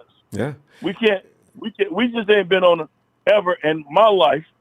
We ain't been on the receiving end of them generous calls that I've seen other teams do. I tell you, fam, and a lot of people know it too. It was Tony, it was our ex-owner, and some of the scandals that followed him. Yeah. I don't think the NFL is going to ever forgive it. And then you add that to Colin Kaepernick, who may have been the most hated player in the NFL that year when he took that knee. Owners around the league were losing money. People were not tuning in. They thought that America was lost because of Colin Kaepernick. And you know how a lot of people buy into that crap? And so, now. That crap, Ronbo. And that's why I think that's another, the whole, you're touching on the head, even with Trey. I'm a veteran, combat veteran, Ronbo. I told everybody, look, this is San Francisco. My opinion was he can do what he wants. We have to support people and whatever their beliefs are because this is America. I didn't agree with it at all. I would never do it. When you see me at the game at Levi, I'm standing. I don't stand with my hand on my chest. I stand and salute the flag because that flag still pays me because I still get my military pension. So I'm patriotic. But if you don't want to stand, that's your choice. I'm not going to beat you up or throw a beer on you or do whatever. And Shabazz, the reason you were in the military is to defend that individual's rights. Now, if he wants to do that, then you don't have to be subscribed to it. But what? This isn't Russia. This is not China. Right. People do what they want to do here within the law. So that's right. Come on, man. But what you said, I think we caught a lot of backlash because the refs. When I say they pooped on us for the last 3-4 years after that Ronbo, the refs pooped on us, man. They pooped on us, man. If DeBartola did anything, he set the table and then Cap put the food on the table. For the food to eat. Then we gotta go though, fam. All right, shout out to you, Ronbo, and I hope we can get back in good graces with the NFL. Let us be. And if we lose, let us lose straight up, but don't rob us. That's all I ask. Just be fair. Right. God. Don't rob us. And when you getting back on, Ronbo, I definitely want to get back on with you. Tuesday. All right. I'll be ready for you Tuesday. Looking forward to it, man. And shout out to my boy Leon in SoCal. Shout out to my people in Memphis. I don't know if they're hearing, man. If things work out, I'm going to try to get down there and go to their chapter barbecue and keep doing what it do. Bang, bang, not a gang. That's Boz. Always a pleasure. All right. Yeah. Hey, it's Fly Guy.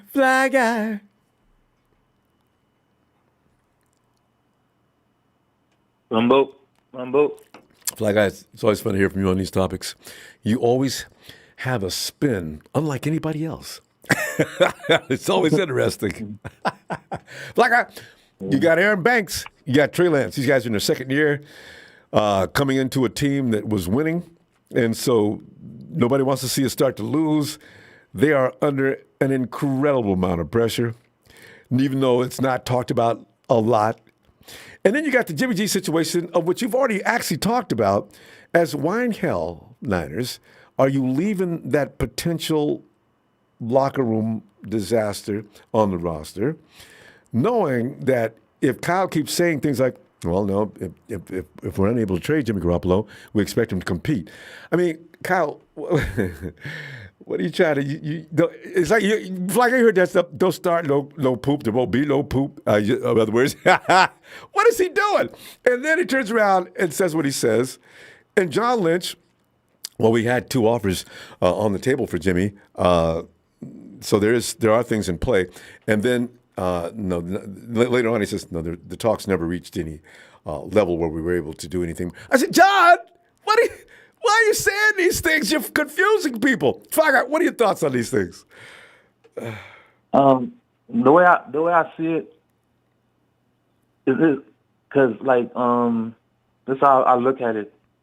The year we went to the Super Bowl, right, and we had one of the best teams we went like 11-0 in it. The year we went to the Super Bowl. Oh yeah, before we lost one game we lost to the Hawks. Yeah. We were 1, I think 11-1 maybe. Yeah, not 11-0. Did we play them in week? I thought we played the Hawks earlier than that. Maybe. I can't, but I know we were 1 for a long time. We was undefeated for a long time.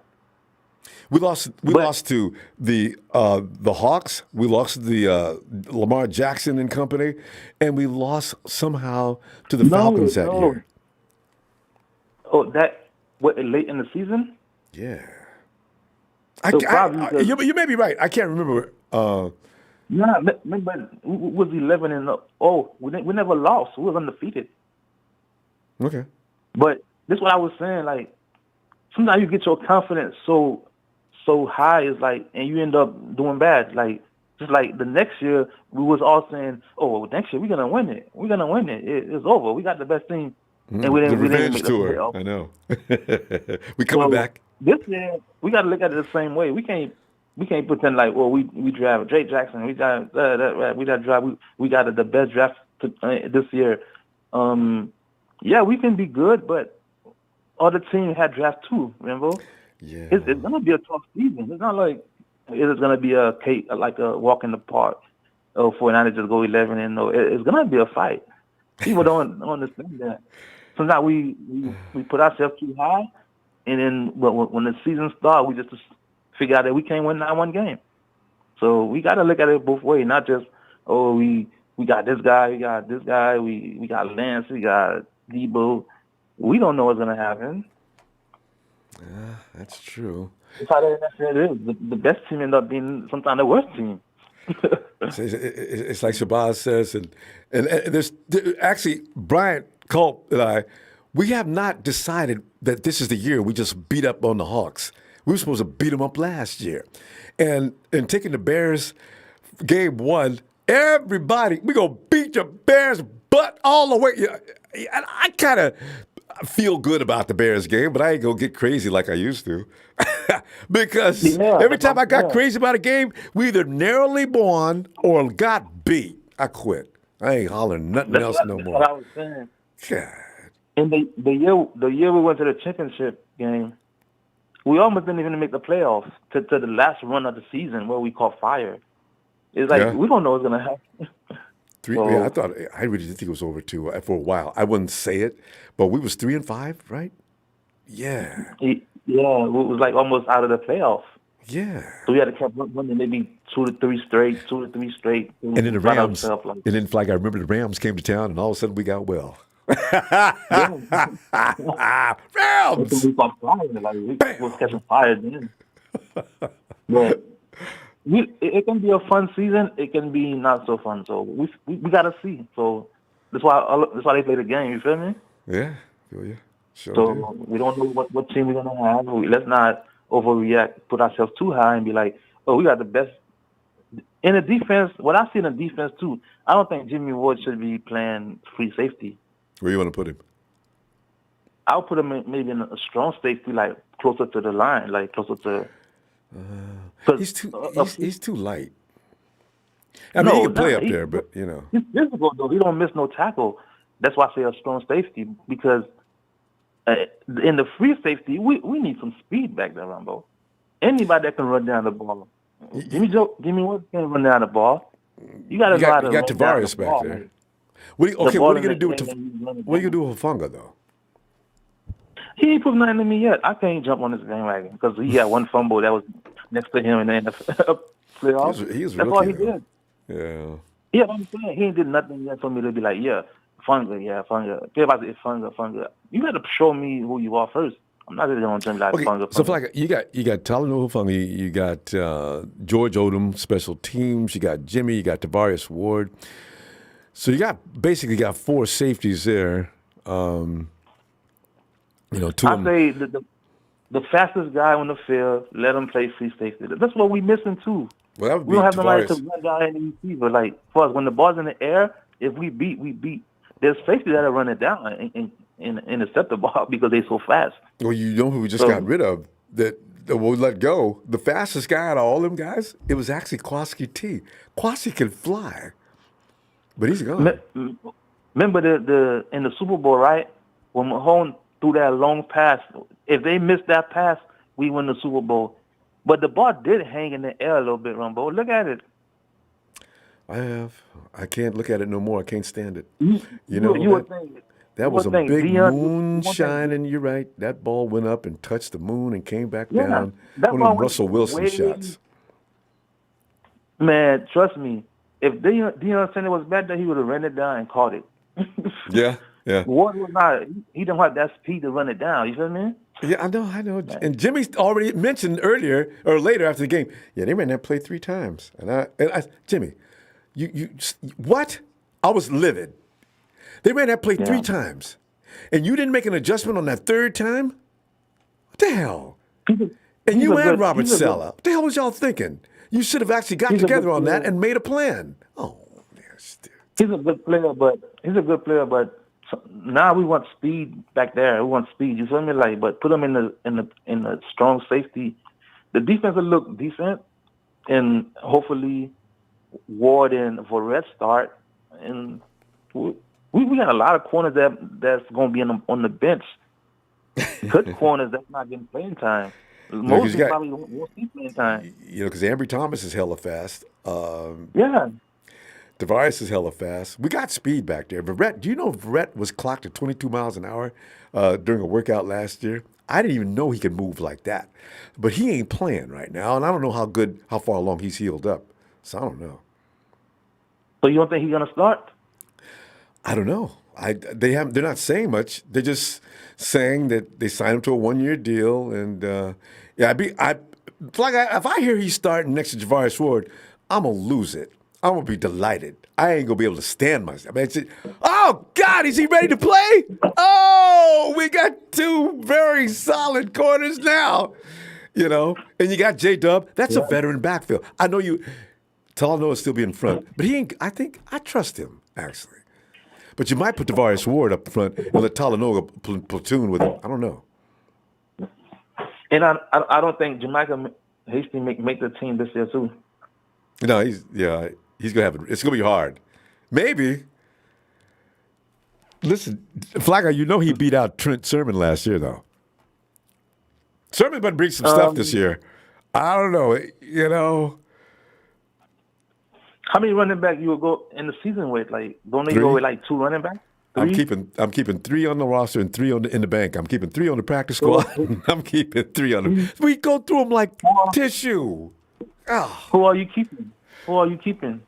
Before we run out of time, I'm going to go ahead and keep. Of course, Elijah Mitchell, Terry and Davis Price, and I still love me some Jeffrey Wilson Jr.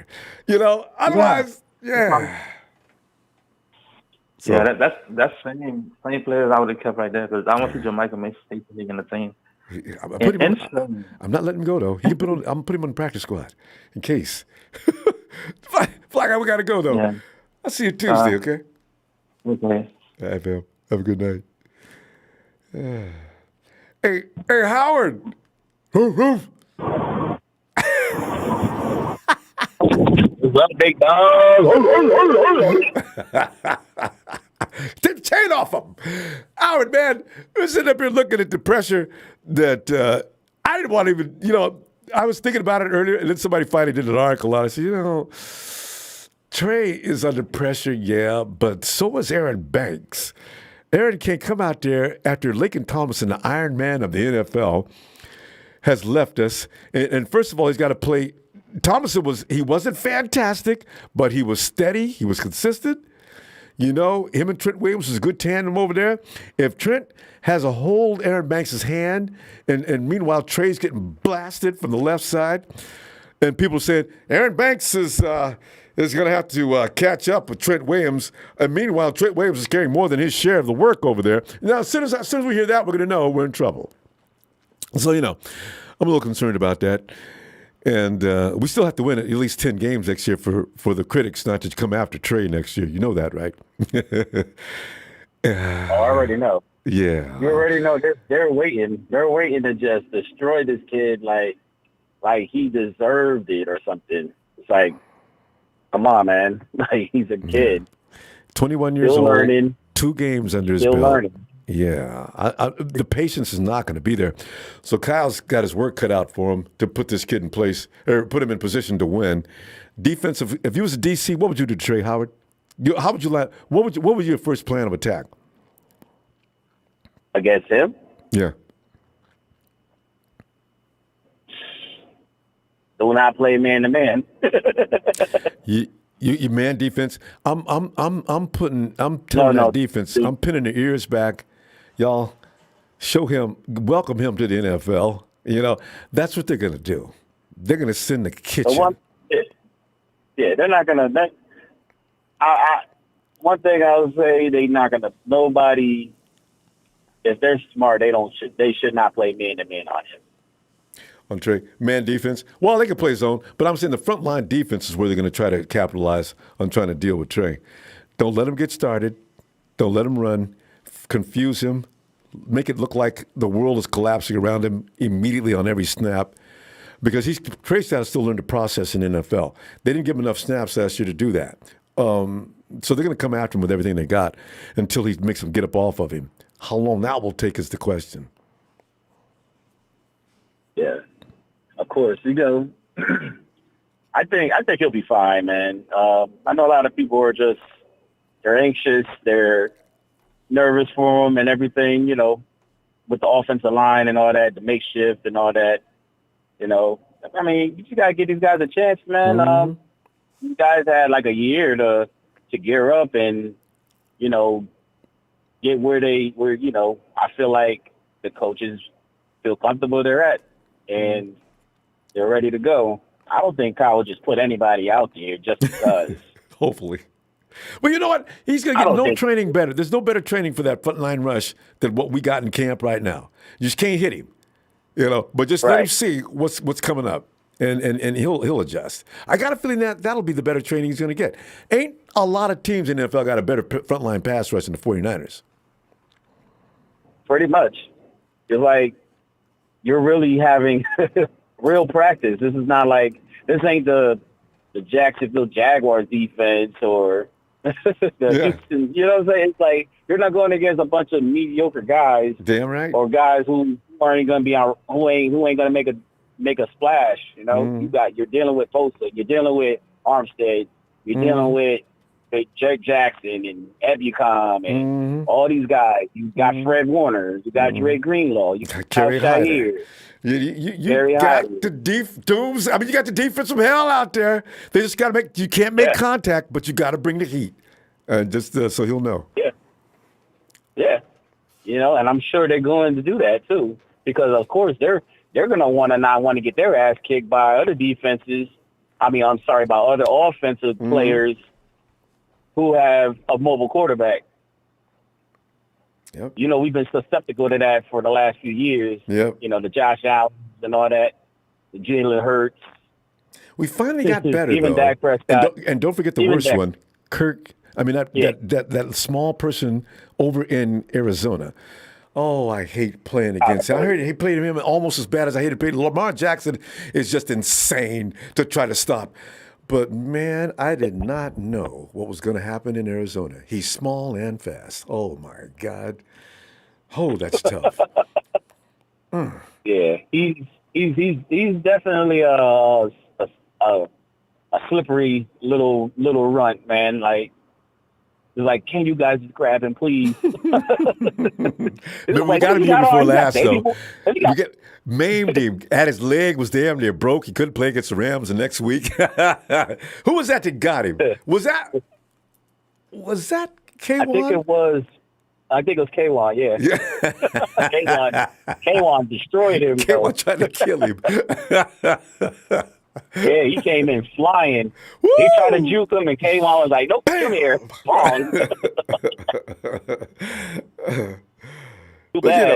Too bad. Yeah. But, again, I'll say this. To everybody who's worried about Trey Lance, don't be too worried, man. Like, this kid's going to show up. He's going to show up. He's made us some good stuff. Like, I got confidence in him. You know what I'm saying? So I expect a good season. I'm not going to kill him if he doesn't, but I think he will have a good season. So we're just gonna have to just play it by the ear and just watch him mature. Not everybody, he's got a great supporting cast. Great play. Not every great quarterback started off great. No, in fact, most of them did. And Trey's got a great supporting cast. We need to remember he's not all alone out there. I mean, he's surrounded by some serious talent. So it's just the offensive line. We want to be able to execute, and the offensive line is going to have to make that happen. Because when you got Debo, George, Ayuk is all full support of this out there. You know, you got Jawan Jennings who's coming into his own. He's got a deep threat now. He just let that thing fly, and what's his name will just be like ready. You know, we just got to get Gray healthy, but he's got the right weapons. Yeah, you're right, and you know those guys got something to prove. Brandon Ayuk, especially, he's gonna have something to prove. And you know Debo, once he get his situation taken care of, I'm sure he's gonna come out blazing. Now that's what I'm worried about. You know how two people do when they get paid? All of a sudden, right? Yeah, I ate too much last night. They try to had a banquet. they lag off. Yeah, I don't know. I hope he doesn't do that. I don't think Debo's gonna do that. You know what I'm saying? Ego. It's because he know the fans have been on him, man. They've been roasting and killing him, man, all spring and all summer. They're gonna kill him until he gets that contract together, and then, you know what I'm saying? Yeah. Now they're gonna be like, okay, now go produce again. Okay, now Howard, the thing is, you know, Fred did not look quite as good last year. He still looked good, but not quite as good as he did the year before. You noticed that George Kittle slowed down a little bit. I don't know if it's a natural thing, is it a coincidence or what, but they don't look as intense after that payday. And Debo, I don't know. I hope he doesn't follow suit. I'm trying to remember the last time a player just got paid and went buck wild.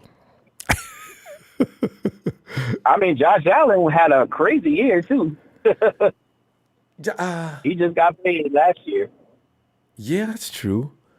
He looked better, but he got Darryl Stingley. Hey, that's which came first, Stingley or the money? Anyway, but yeah, a lot of times it seems like, huh? Which guy you talking about? The wide receiver they picked up. Is it Stingley? Josh Allen picked up that from the Vikings. What's his first name? Is it Stingley? You talking about Stephon Diggs? Oh, I'm sorry. Who is Stingley? That's another guy. Stephon, exactly. I'm sorry. Diggs made it work, boy. Him and Josh had a chemistry like right overnight. So yeah, that was good for him because you know every quarterback needs that guy they could just go to, they can rely on. You know, everybody has it. Stephon, everybody. Because you know Kirk was crying big tears when he left him. So you know. Yep. And Kirk better get it together, or Justin Jefferson gonna leave him too. You heard him? He just hit on one of the games. He was yelling at him in the end zone. He's like, "Damn it, Kirk, come on!" I remember that. I do remember that. That was funny. Howard, we gotta go. I'm gonna look for you Tuesday night, all right? All right, man. I'm gonna come through, brother. All right, looking forward to it, Howard. Always love to hear from you. See, have a great night, fam. All right, man. Have a good night now. He does that so well. Night, Howard. Nice. Peace. Well, so what you? Nice, man. We just sit back here looking at the future. You know how we do at this time of year, because we ain't got nothing else to do yet but predict and wonder, concern ourselves. How you been doing? All right. How you doing? Happy Father's Day, sir. Thanks, fam. Back at you. You know, I'm just looking at the situation for what it is, and you know, we got used to being like in the conversation for the Super Bowl for the last 3 years in a row, and now I'm wondering, Trey Lance, I don't want him to feel that pressure, and also with the exit of another I think he finally did make the Pro Bowl. But anyway, Aaron Banks is coming in to fill in for a guy that never missed a game. It was pretty steady every week, you know. So, you know, I'm wondering what they're thinking. And then you got the Jimmy Garoppolo situation that is really weird. They left us to think on our own on what's going on with that. What are you thinking? I think all 53 men on our roster is going to have a pressure. Something to prove. True, actually. Prove all of them. Even like Armstead, and that's a veteran. Jimmy Ward, veteran. All of them got something to prove, and they said it. And I think it's good. I mean, I think one thing everybody's saying, we got good depth. And these young people like Jackson and stuff is going to start pushing him. Mm-hmm. I don't think he's going to be as good as everybody's thinking, but I do like the wide receiver. I know everybody does love him. Because that backflip, he got us confused. Who was that other guy? The two, I meant to tell you something, I'm sorry. The defensive lineman last year, I was watching the highlights from Javon? Keys. No, it was Keys and Arden Key. Yeah, Arden Keys, the defensive linemen. Okay. Last year. Well, yeah, you had the one who made the play in the Super Bowl. Not Super Bowl, but to the NFC game against Green Bay. Yeah.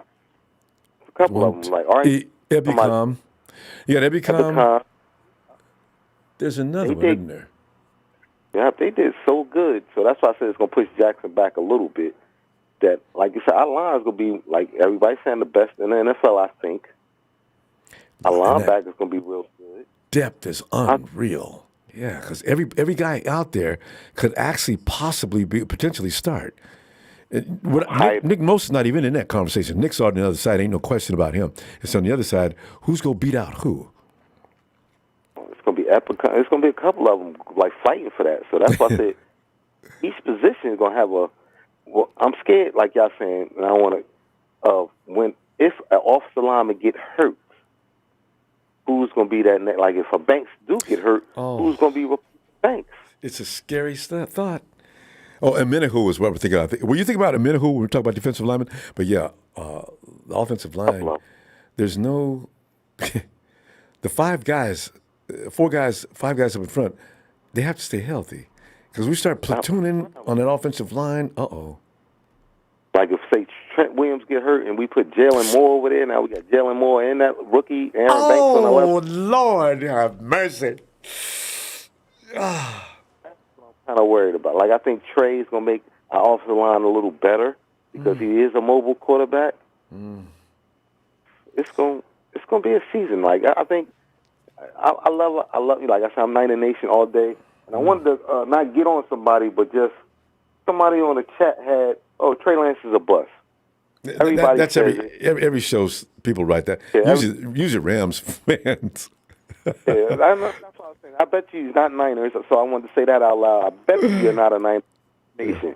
Because I don't understand how you're going to say he's a bust and Jeff Wilson not a bust, or the Jaguars quarterback ain't a bust, or all these other rookies, but Trey Lance a bust. Shut up.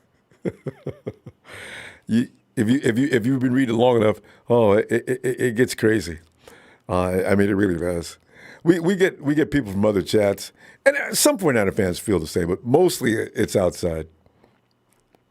And then I was thinking, right? I was talking about bringing Ward up and all that. I don't know if everybody, some people play football. Some people, if you run like a 4-4, especially like within the 20-yard in the red zone, a 4-4, would you put, say, Hufanga and Ward at the outside linebackers and put Greenlaw and Warner in the middle, and then you put T. Moore at the top?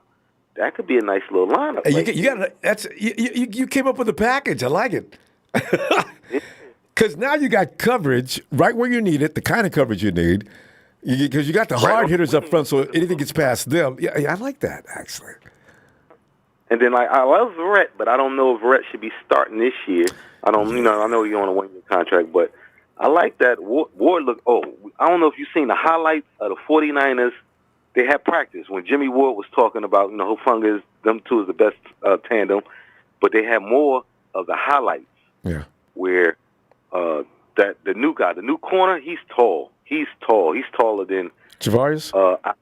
He's taller than the strong safety. He's stronger than our safety. I didn't know he's bigger. I didn't know he was that big. I didn't think so either. He's tall, and then Ayuk body, like he got like he done built his chest up, and you can see you like some of the people you look and you can see them next to each other. Yeah. You're like, whoa, he done did something.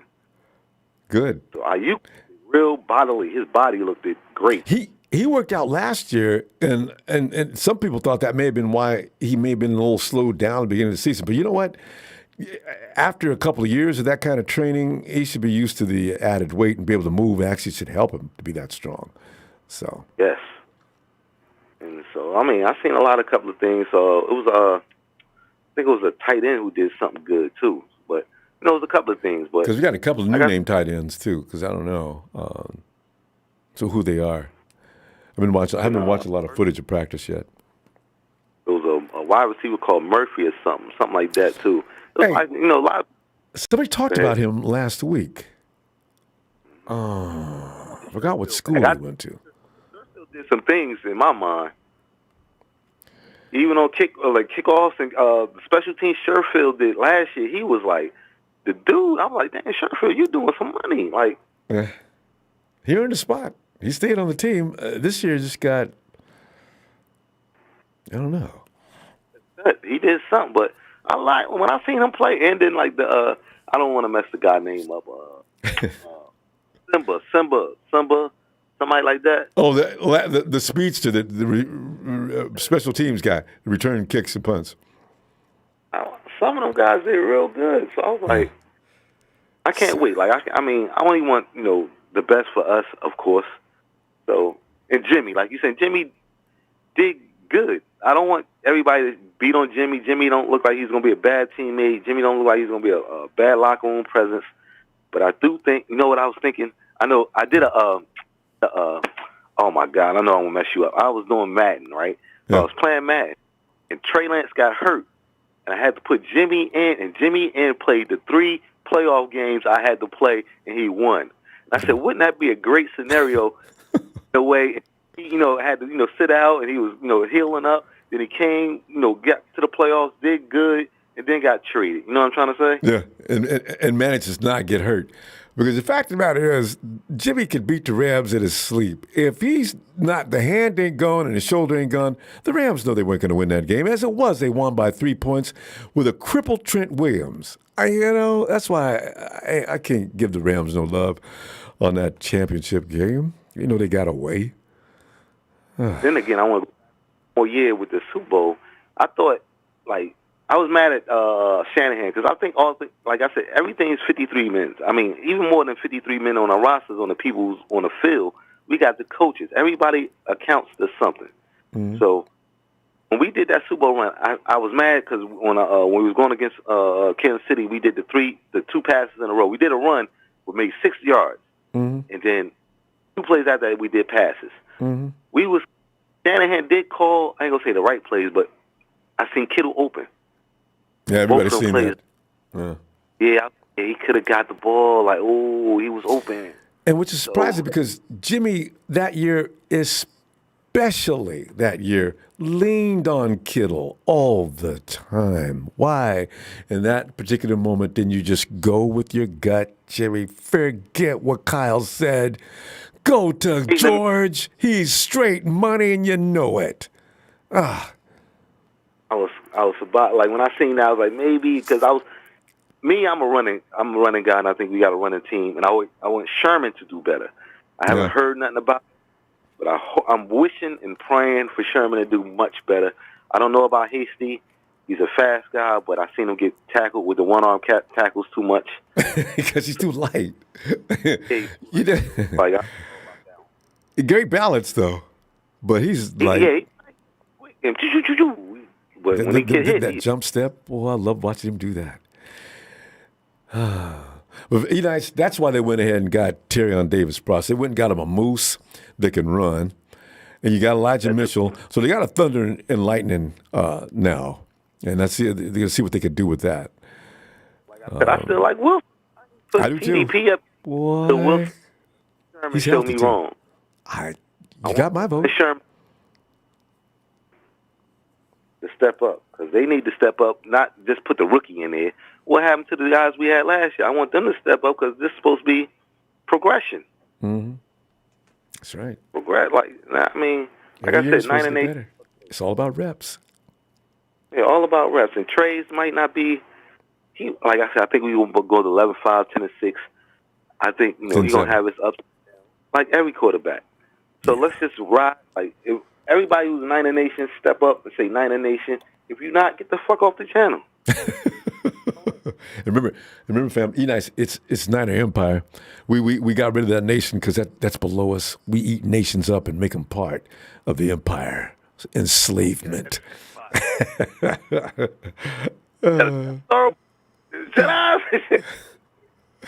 right, fam. We're going to go. Hey, tell you what, though, I'll be looking for you. If you got some time, be nice. Be great to hear from you Tuesday. Be back. All right? Yes, well, I will try. Like I said, I'll be trying to stay up just to catch up to you. I'll try to get you at you earlier. All right, fam. Have a great night. Sir, 9-9. All right. Nighty nice. Yeah, Ronbo, good. And let's go check out Tony in Atlanta. Atlanta's Tony!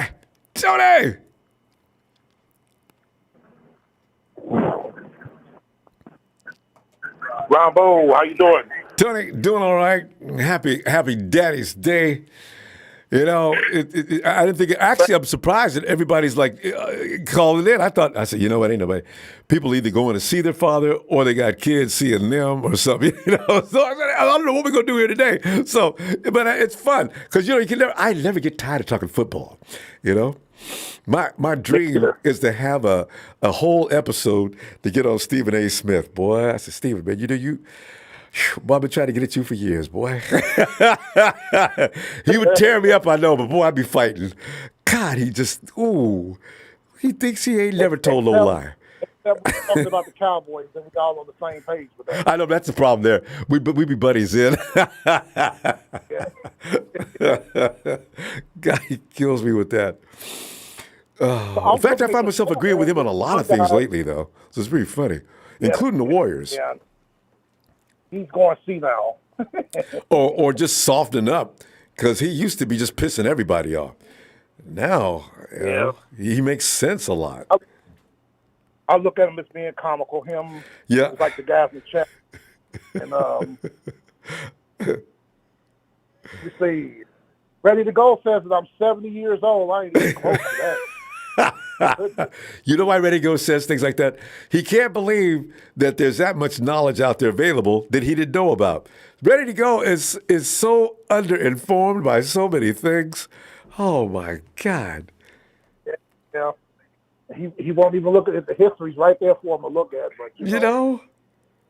That's why when people say, well, I wasn't born yet, but you know what? In that case, then be quiet when grown folks are talking. Go read.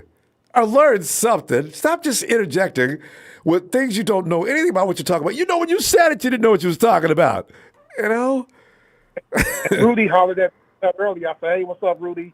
He said right now he's at Disneyland. I saw that. And he's enjoying. I said, yeah, just keep enjoying. And then I type in, you and the Rams keep enjoying. Enjoy. And then keep partying, enjoying it next month. And keep enjoying in August, too. And, and one of the people in the comments said he's not at Disneyland, he's at Disneyland. I saw that. Who was that called that? Said Rams fans are always at Disneyland. What was that? G something. One of your guys. This is funny. Perfect time. That was the player. and then I put in the comments, not to Rudy, just to your fan base. Yeah. I said, and while the Rams are busy partying, thinking about old accolades, I said, my Falcons are putting in the work, and you guys as Niners are putting in the work. So Rams keep partying. Keep partying. Yes. Oh. But, you know, it is going to be fun. I think we're all going to be celebrating outside of L.A. because the Rams coming in next season with a little less than they're going to come in with, and Cooper Kupp just got paid. Tony, there is something to getting paid the whole bag, and then I think it takes a little edge off of a player. He doesn't consciously do that, but he probably does relax just a little bit because the eye of the tiger is only going to be there when he's starving and he's hungry. And then when you get full, you tend to, I got a feeling it has something to do with it. Well, it takes a while for it to get back, too, after they lose it. But let's see what happens. And remember, we're all, and I'm talking about every team that they play on that schedule going to be gunning for them. Yep. Everybody's bringing their A game. Yep. And their depth is not going to be that good, man. They lost a lot of players. And they were top heavy anyway. Yeah. They lost. Let me see, who did they lose? They lost, Odell Beckham, Austin Corbett, Dante Dion, whoever that was, a corner. Offensive guard Jamil Demby, safety Jake Jervis. They lost their punter, Johnny Hecker, who's a Pro Bowler. They lost Whitworth. They lost Whitworth off that offensive line, which was extremely important because Whitworth, what he doesn't able to do physically, he knows how to cheat and did a great job at it. Refs never caught him. Yep. Nick Bosa explained and broke it down to us. I said, man, They traded Robert Woods, wide receiver Robert Woods. They traded him. Mm-hmm. They also lost Ogani Okoro. I remember him out of Oklahoma, outside linebacker. They lost him to free agency. Yep. Sebastian Joseph David, nose tackle. Ronbo, that's just too many losses. It is. Without a lot of games. That's what happens when you win the Super Bowl. People get paid other places. Yeah, Von Miller. Yeah. And Von Miller. So stay tuned. But Seattle, I still say, Ronbo, let me ask you a question. I've noticed this for years since I've been on your show, and I know they've had their recent success. It seems like in your division, the Rams, you know, they got a historic rivalry with the Niners. Mm-hmm. But the Rams, you don't take seriously. No. But Ronbo, I don't mean literally hate, but Ronbo, you can't stand Seattle. I can tell. Hey, Tony, I got to tell you, and on that particular point, I didn't hate them as much as I did after Richard Sherman arrived. Sherman, he brought a new level of rage. His talking nonstop shit just made me nuts. And boy, I hated the whole team. And some of those guys I probably wouldn't have, but because they work with Sherman, that's what's I just every time we played us, and then they beat us. Oh, damn it! You know, there was one thing about Sherman that I knew, that I thought and I knew. Richard Sherman has never been that fast. That's why he was a fifth-round pick. He's got veteran savvy. He's smart. He knows how to play his positions on the field. But Richard Sherman never had big speed. Never. But his brilliance on how to situate himself on the field, how to anticipate, how to read quarterbacks was next to nobody's. And he was mad at Harbaugh because he played for Harbaugh at Stanford, and Harbaugh passed on that ass, and he's been mad. He was mad ever since. He could come back and get the 49ers. Oh, he was delighted to be a Seahawk. Now he has got to play the 49ers all the time. Played his best football against the 49ers every time we played him. Yep. And ready to go. I can't wait to come to L.A. I'm reading your comments. You're going to get destroyed because our young Bucks are coming after Stafford. If he's even going to be available by week 3 when we play you. I know. You know, ain't that a good point, Tony? Quarterbacks are not guaranteed to go those 17 weeks of football. They never have been. They were never guaranteed to go 16. Hell, the schedule expanded to 16, 14. Quarterbacks were going, they're never guaranteed. They depend on their offensive line. Yes. And like you said, Ronbo, with Stafford, because you were talking to another caller about the Rams, you said, well, Stafford going to throw the ball more than they run by far. Yeah. You said that. That's true. It's true. The ball's up in the air all the time with Stafford. And that's why I understand how the running back got hurt. Yeah, exactly. So you got to see with the Niners and us, we're going to mix it up. Run and pass. The Rams going to throw the ball close to 3 times more than they run. Mm-hmm. Cooper Kupp. You know what's so funny, though? Robert Woods was part of that equation as well. And then OBJ picked it up at the end of the season. He started looking good. Without OBJ or Robert Woods, Tony, you make an excellent point. That is going to be noticeable. Yep. Big time. Because you got to have chemistry and timing and all that. And like you said, one of the big losses that's going to hurt them is Whitworth. Mm-hmm. That's huge. They haven't replaced them. They're going to put somebody in there that they got, but they should have signed a free agent or somebody or went out there and got somebody. That's going to hurt them. Yeah. Because you got to come in, you got to develop chemistry. Offensive lines are a very tricky thing. They're like a basketball team. You need to run together to know each other's moves and know where to go, how to work. This is why an offensive line that's been together for years is always, well, that's what you want if you can just get it. You know what you call that, Ronbo? Cohesion. And which develops continuity. Exactly. Yes, sir. Yes, sir. That's why I hope ours come together because 3 out of 5 of our starters have been together going into their 4th year. And 4 out of 5 is going into their 3rd year together. That works. So I'm hoping that works. we come around. We did sign former first-rounder Jermaine and Fetty, who was a former first-rounder of the Seahawks. Lately played with the Bears. Be a backup at right tackle, but that's good veteran depth, though. There you go. Because they could catch on quick because they've seen it all. And veterans are the guys. So, Tony, always a pleasure. I'm going to be back Tuesday looking for you, and you know this, all right? Yeah, not a lot of clowns in the chat tonight. It's kind of quiet, which is cool. Yeah, the Rams, a lot of them are apparently daddies or going over. The baby's mama is coming over to see him, I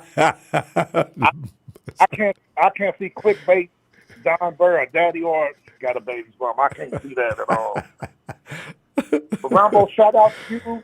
Shout out to your production team. Thanks, You're the man. best in the business. Thanks, People, please Tony. hit the like button. There are 166 of us in the chat, but only 70 of us hit the like button. Hit the like, and good evening, Ronbo. Thanks, Tony. Appreciate you. Yeah, I'll see you Tuesday. Looking forward to it, too. All right. Yes, sir. There he goes. T. Hey, Jay. Sound like Jay just went off the air. I heard that sound. Yo. Oh, there he is. Hello. Jay, man. Yeah. We're sitting here talking about the upcoming season and the pressures that are on 2 of the youngest guys on the team. Hey, how old is Aaron Banks, though? Is he 22 or 23? Probably. I have no idea. He's probably like 23, probably. Yeah. So you got 2 of the youngest guys on the team, Trey Lance and Aaron Banks, who are going to be scrutinized by the media from week 1 because of the fact that they're in their 2nd year and they're filling in. Laken Tomlinson is gone. As you know, Jimmy's gone, and everybody's going to expect them to do a lot better or at least keep the ship afloat as to where it was, right? So, it's going to be like when those guys get off the field, we're going to have to put them in a bunker for the first 5 or 6 weeks where they can't hear or see any noise. I don't want them to be affected by nasty commentaries because Trey's already kind of affected by the things those press conferences where he has addressed the media by saying things like, you know what, it only matters to me, and no offense to y'all, it only matters to me what people say here in the locker room and in my company or so. What you say don't matter. See, that means he was affected by what they said. No, and that's unfortunate because that means the media will enjoy that and they'll keep picking at him, right? So yeah. What Trey said basically is, I don't give a shit what you guys say. I'm gonna be me, and that's it. Basically. But see, that's why I don't want him to pay it any attention. Don't acknowledge it. Don't listen to it. Don't hear it. I want you to be the 3 months. Don't see no evil. Don't speak no evil. Just ignore those people and focus on the job at hand as to what you got to do because they're only going to distract you. Yeah.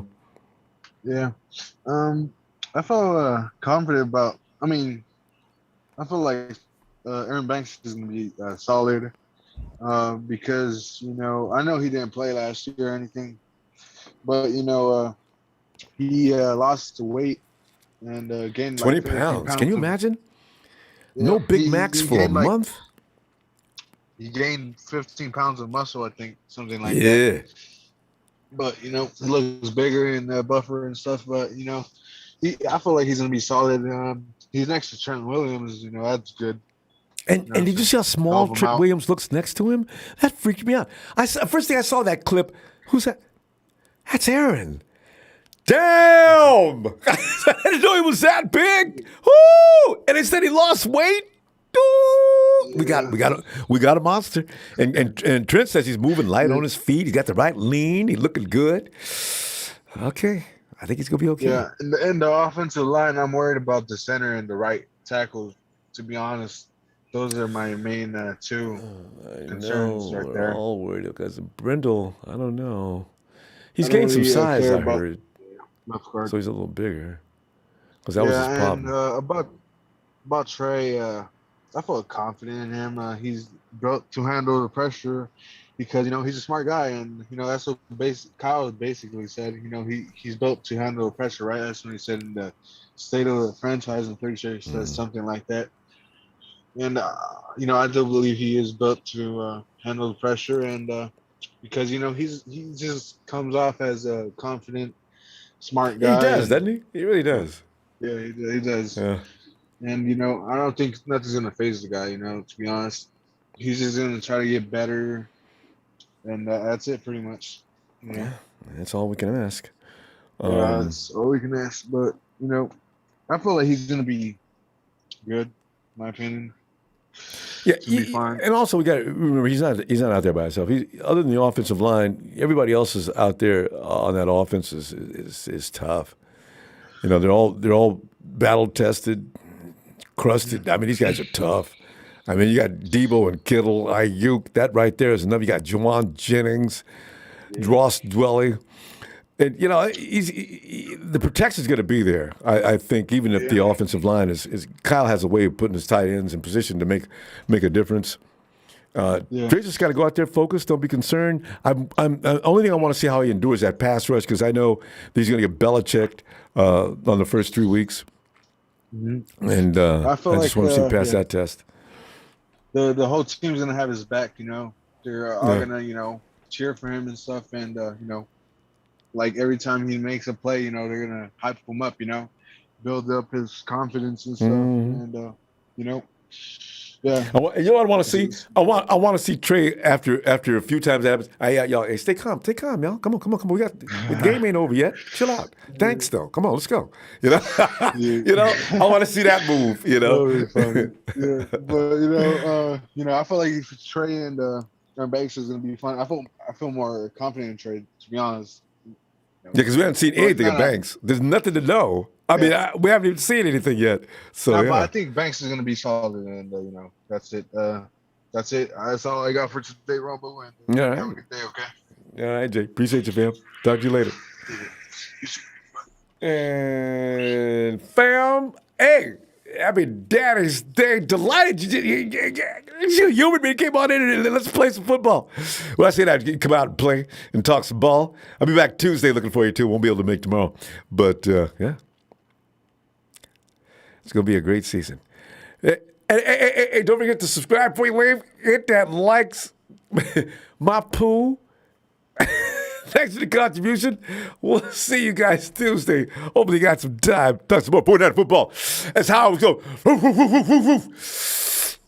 Niners!